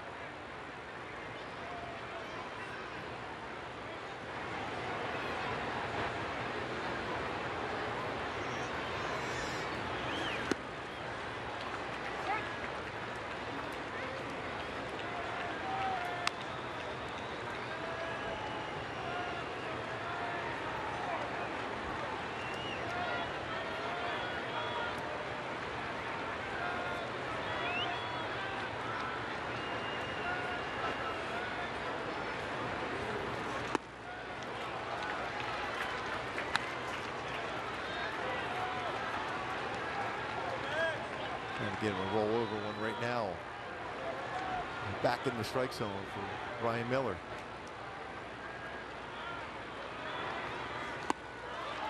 Ball 4, so Muncy walks.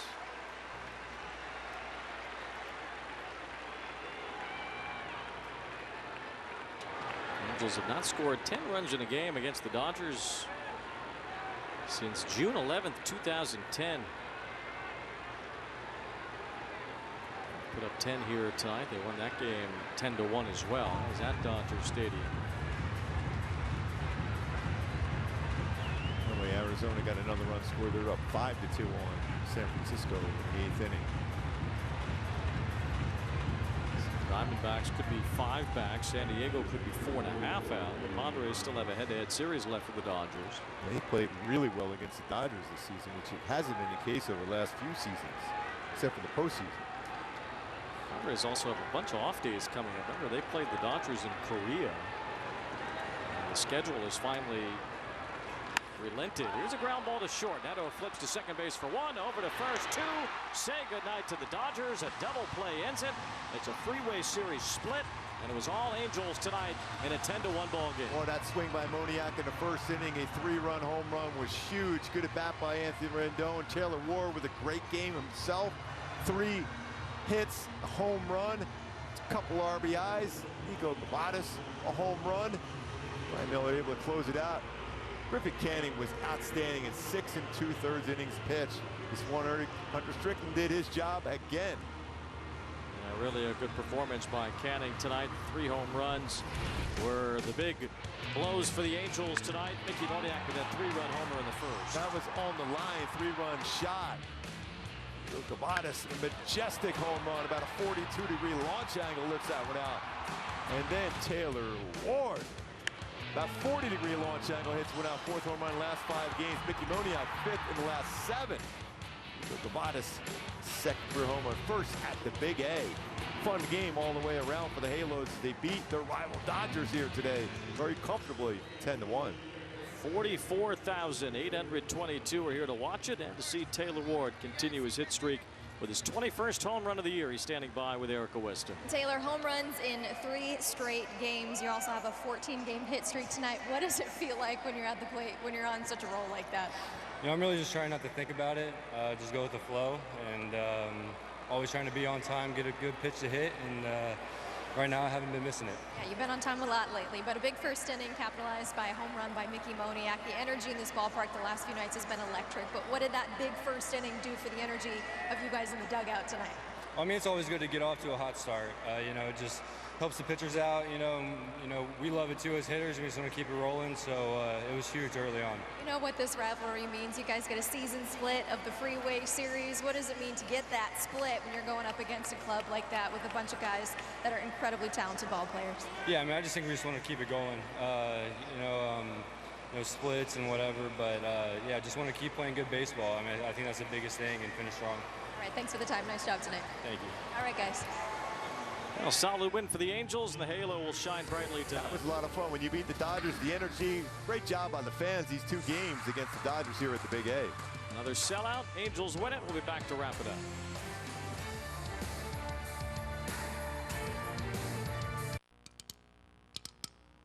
Have you heard? Soda's not a dirty word anymore. Introducing Poppy, the best thing to happen to lemon lime since, well, lemons and limes. It's the iconic, refreshing flavor you crave, but with 3 grams of sugar. Real lemon, real lime, real juicy flavor. The future of soda is now, and it's called Poppy. Poppy, soda's back. Hims has helped millions of guys get treatment for their hair loss, sexual health, and mental health. At Hims.com, you can find a range of chews, sprays, serums, and pills made by combining multiple doctor-trusted active ingredients into innovative products formulated for results. Find the option that works for you. Get started today at Hims.com. When it comes to tickets, pick TickPick. You're picking the best prices guaranteed, with no hidden fees ever. Pick from thousands of live events. No hidden fees, more savings. Download the TickPick app.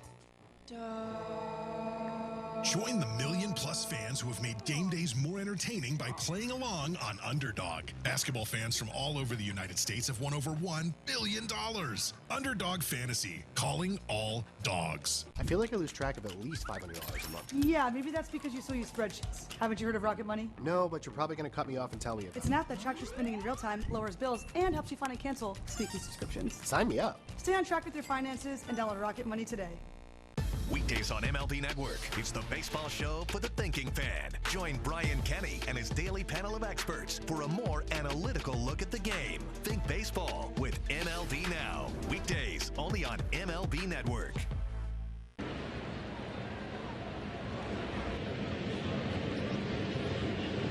10-1 to wrap up the Freeway Series. Each team wins twice this year. No bragging rights in that regard as the Angels now head to Texas. A 4-game series starts with the Rangers tomorrow. Angels Live presented by Nissan will start at 4:30. Stay tuned. Angels Live postgame next. Presented by the OC Healthcare Agency with Patrick O'Neill, Tim Salmon, and Erica Weston. For Ruby and Erica, I'm Wayne Randazzo saying goodnight. Today, let's paint with Bear, America's most intentional talk, where baseball players reveal their biggest secrets. I played trombone. I guess that could be a secret. You got to go long though, Kevin. It's the long one. Oh, that's right. That's right. You're right. Sorry. Intentional talk on MLB Network.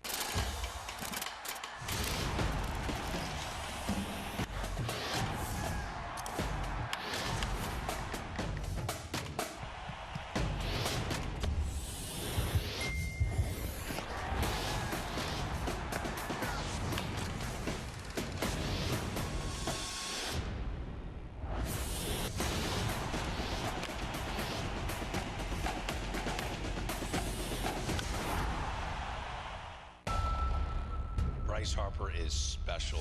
He's got a flair for the dramatic. Bryce Harper for me is must-see TV. You can't take your eyes off him. We all love his feistiness. Every time it's a big moment, Bryce Harper comes through. That's what you always dream of, to put a city on your back and do that for your team. He did it again! It is Bedlam at the bank! One of the coolest sports moments ever.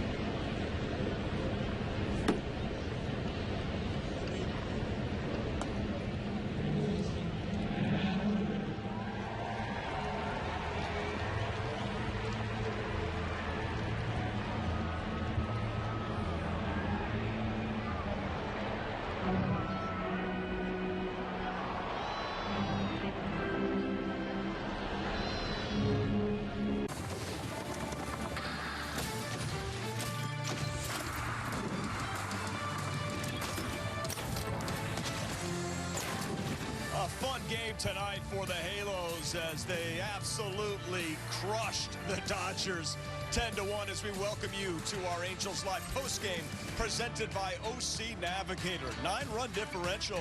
That's tied for the second biggest, most lopsided victory over the Dodgers in Angels franchise history. Tim Salmon, Patrick O'Neill, great to have you with us. Obviously, tough year for the Angels, Tim, but they've been showing some fight, some grit. They got starting pitching and really good hitting tonight for a change. Well, it was great. I mean, Griffin came out and he threw a great outing. In a big environment, sold-out crowd against the Dodgers. I mean, these are those situations for Griffin that are just they can be monumental for him. I mean, he's kind of had his ups and downs all year long, and tonight he really put it together on a really big stage. This would have to be his best start of the season, and why? Did you like? Obviously, you said it's the fastball that he's got to establish, but the change piece was really nice. You know what? What I really liked about it is he had all 4 pitches working. He didn't have the super great fastball command, but he threw enough of them in the zone, and he really had enough of it that he got in the hitter's mind with it, because to the righties, of course, his slider is phenomenal. He plays that slider as good as anybody, and again, it comes back down to the fastball command that keeps him off it and keeps that slider swinging, missing through it. Great slider to the righties, but to the lefties, that was a good fastball away right there, but he had a very good curveball, great changeup, and a good slider against the lefties. So in the lefty lineup with some of the bats that were coming at him, he did a fantastic job, of working that curveball in there to Muncy right there. Got the big double play. I mean, Shonewell's really, I think he's had 3 of these kind of plays in the last week. Done a fantastic job making that double play, that 3-6 double play, but really a great changeup and a great curveball all game long to those lefties. Had them guessing, and again, that's the changeup. I mean, Muncy was like, okay, he got me out with the curveball the first time, this changeup the second time. But again, these guys are professional hitters, and I've always said it, professional hitters, they hit the off-speed pitches well, and it was because of the fastball that he was able to have that kind of success. Not just any lineup, though. He did it against one of the best lineups in baseball. Obviously, Ohtani, but Betts and Freddie Freeman and Hernandez and Lux. Yeah. I mean, they have got a tremendous team. Great job by Griffin. We all wanted him to get through that 7th and go, post with 6 2/3. Really, really strong job. And stake to some runs, some offense. The 5 in the first, 6 through 2. That certainly helps. That was nice. Well, that has helped. And I mean, that's really one thing for him all year long. He hasn't really been staked to a lot of runs early on, and he's got to fight. And it's usually him giving up runs early, right? But tonight it was the flip. He was given 6 runs right out of the gate. And I tell you what, I hope that really helped him to relax and go out there and pitch better, because he really pitched better in those first few innings because of it. This right here, Tony with 2 strikes, getting the base hit up the middle. Again, Bobby Miller throws cheddar. I mean, that was a 100-mile-an-hour fastball down and away with 2 strikes, and Tony was able to keep it up the middle for a base hit. And then right here, Moniak ambushing him on the first fastball he sees. Fastball down and in. I think that one was like 98 or 99, and just smoked it. Well, he crushed that one. Through-run homers, they talk about, through-run homers win ball games. In the first inning, that was a huge one. Nico Cavadas. Yeah. Great job of hitting right there. Hasn't been a whole lot of production out of him to this point, but a couple home runs, and that one's got to make him feel really good right there. 100%. Quick follow-up is a tough one right there, but he got a signed baseball from UV, Wayne, and Erica, so he's got that keepsake. But he'll always remember not making the catch. But great job, good swing from Nico. Love to see it. Great young man. Really fun to talk to from Notre Dame. He's got some great stories. Follow on Mickey Moniak. He's got 47 RBIs, career high. Batting average down. Strikeouts, though, are down from last year, where I know he had a better batting average. Consistent playing time going to next year. Let's say Mike relishes DHing. Should Mickey be an everyday player for this Angels team? Well, I think what you're going to have is, you saw out of Joe Adell and Mickey, you got the perfect opportunity to flip-flop in lefty-righty. And, I think, depending on what happens to Mike, I mean, there's going to be an outfield position spot open, whether it's in right field or wherever. You're going to have that option with those 2 guys. I mean, I don't think any of these guys go away. What we've seen from Mickey, though, is every month as we've gone through the season, he's gotten better.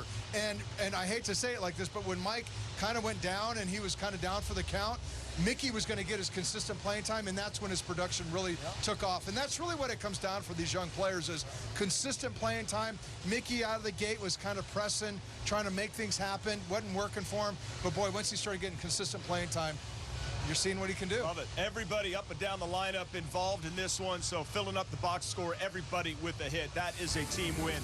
And now it's a happy flight to Dallas to take on the Rangers in Arlington. Hey, with this win, guess what? That means you get to enjoy the sweet taste of victory and fries after this Angels victory. So check it out. Download that Mickey D's app. We'll take a break. Coming back and talk about Taylor Ward, who extends his hitting streak. 15 games, career high. I can't forget. Who called the Taylor Ward home run in pregame? You did. That's right. That's right. I sure did. Angels Live is presented by the OC Healthcare Agency. Navigate to a healthier you at angels.ocnavigator.org.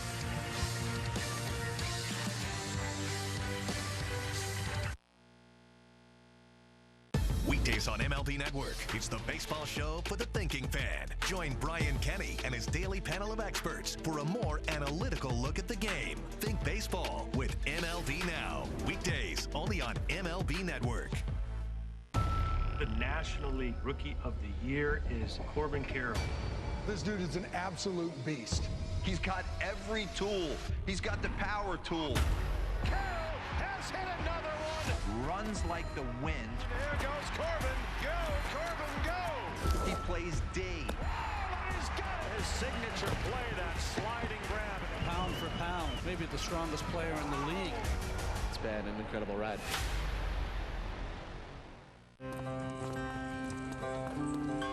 Since its inception, the Boys and Girls Clubs have been more than a fun place for kids to go after school. For some, it's been a second home where they can learn, play, and grow. Thanks to the partnership between Major League Baseball and Boys and Girls Clubs, children of all backgrounds have access to safe spaces. All right, let's go take a selfie. MLB Together and the Boys and Girls Clubs of America, empowering children and building futures. Bring it in.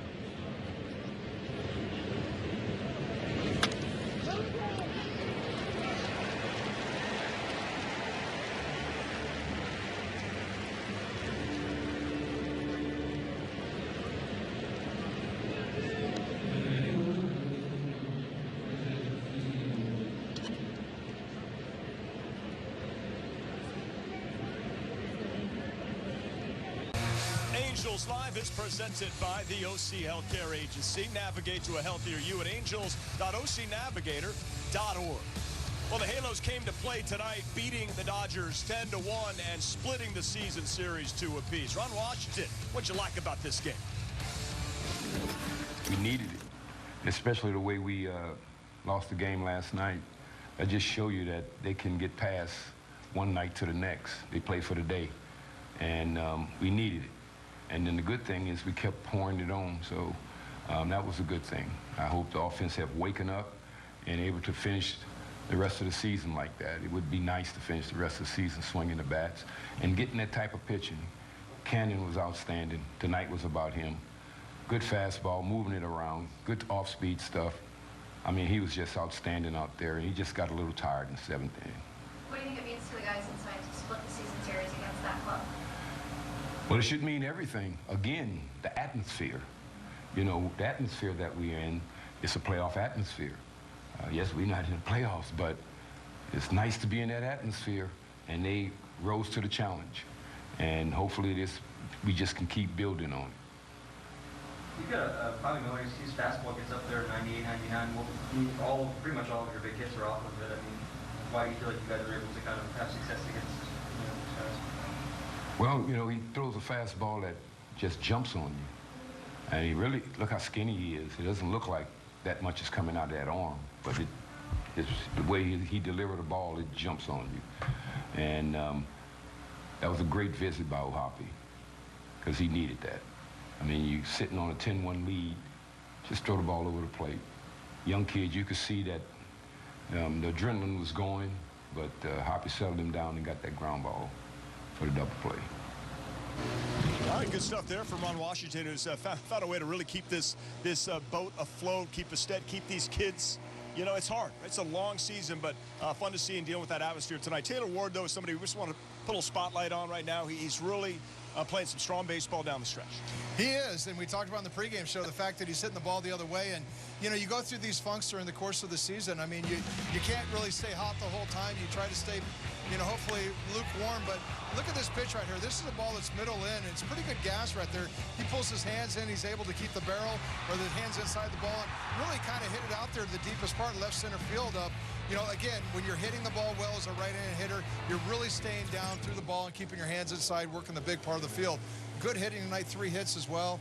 Just, you know, he's hitting his stride. I mean, maybe catching his, you know, you're always looking for that second breath, right, after the dog days, and, you know, that, or second wind, I should call it. And it looks like some of these guys are starting to see it. Yeah, it's nice. Maybe by the end of the year, 25 and 80 for Taylor Ward. Calling it right now. Hey, did you see what happened in Chicago at Wrigley Field? Has not happened there since 1972 for the Chicago Cubs. That's a no-hitter.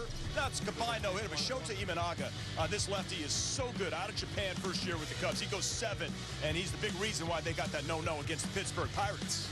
Yeah, it's a great job. I mean, it was a combined effort right here. We've seen that a few times here with the Angels, right, over the years. I mean, Mark Langston was part of one up in Texas years ago. And, you know, to me, it's always an amazing thing. You know, one guy could go out there and maybe have his stuff working. But I tell you what, every time you bring a new arm out of the bullpen, you never know what happened. I mean, you know, the guy might have, you know, his dog might be sick or something, who knows. But to get 3 guys not only to shut the game down, but to continue on that no-hitter, especially down the stretch when everybody starts feeling it, that's a pretty impressive deal right there, especially in Chicago. Yeah, a special moment for sure. And they're playing really well right now, Chicago Cubs. Back to our Angels, hitting the road right now, taking on the Texas Rangers, going to Minnesota to play a good team. I know the Rangers defending, you know, World Series champions. It's tough to repeat, shows you how difficult it is, but they certainly can swing the bats. They put up 10 runs tonight. Well, you know, here's the deal. I mean, when you're playing a team like the Rangers right now, you want to start establishing your dominance over them. With this young group of guys, you're going into Texas right now. Hey, you go out there, you play your best ball, you got some momentum behind you. You go out there and you take care of business. And again, for young players, you always want to start asserting yourself and showing these teams that are in your division that, hey, you know what? We may not be there this year, but we're coming next year. And you get used to beating them now. You know, when you're nobody, hey, it's just going to make that job that much easier in the years to come. I want to say for all of us, Tim Salmon, this is your last game of the season. Yes. Last game of the season, going out in style with a victory. Such a pleasure to work for you. I learned something from you about the game each and every day. You're a great friend, and it's a pleasure for all of us, certainly, to work with you. All of you, and I'm sorry I can't bring you donuts this weekend to my crew. Hey, GA will be with you guys the rest of the way, you know. Everybody says you bring the best donuts, and nobody else can bring donuts, apparently, so that's fine with me. You got it. Patty, I love working with you, too, You buddy. too, man. You're the best. All right, Kingfish. Say goodnight for us for this season, but of course, we'll see him next year and for many years to come. We'll take a break and we'll say goodnight and come back tomorrow, 4:30 local time, Angels Live pregame from Arlington, Globe Life Field, as the Angels take on the Rangers. I'll be there on the call with Gooby and Erica. I'm jumping on a happy flight. We'll see you tomorrow. Go Halos.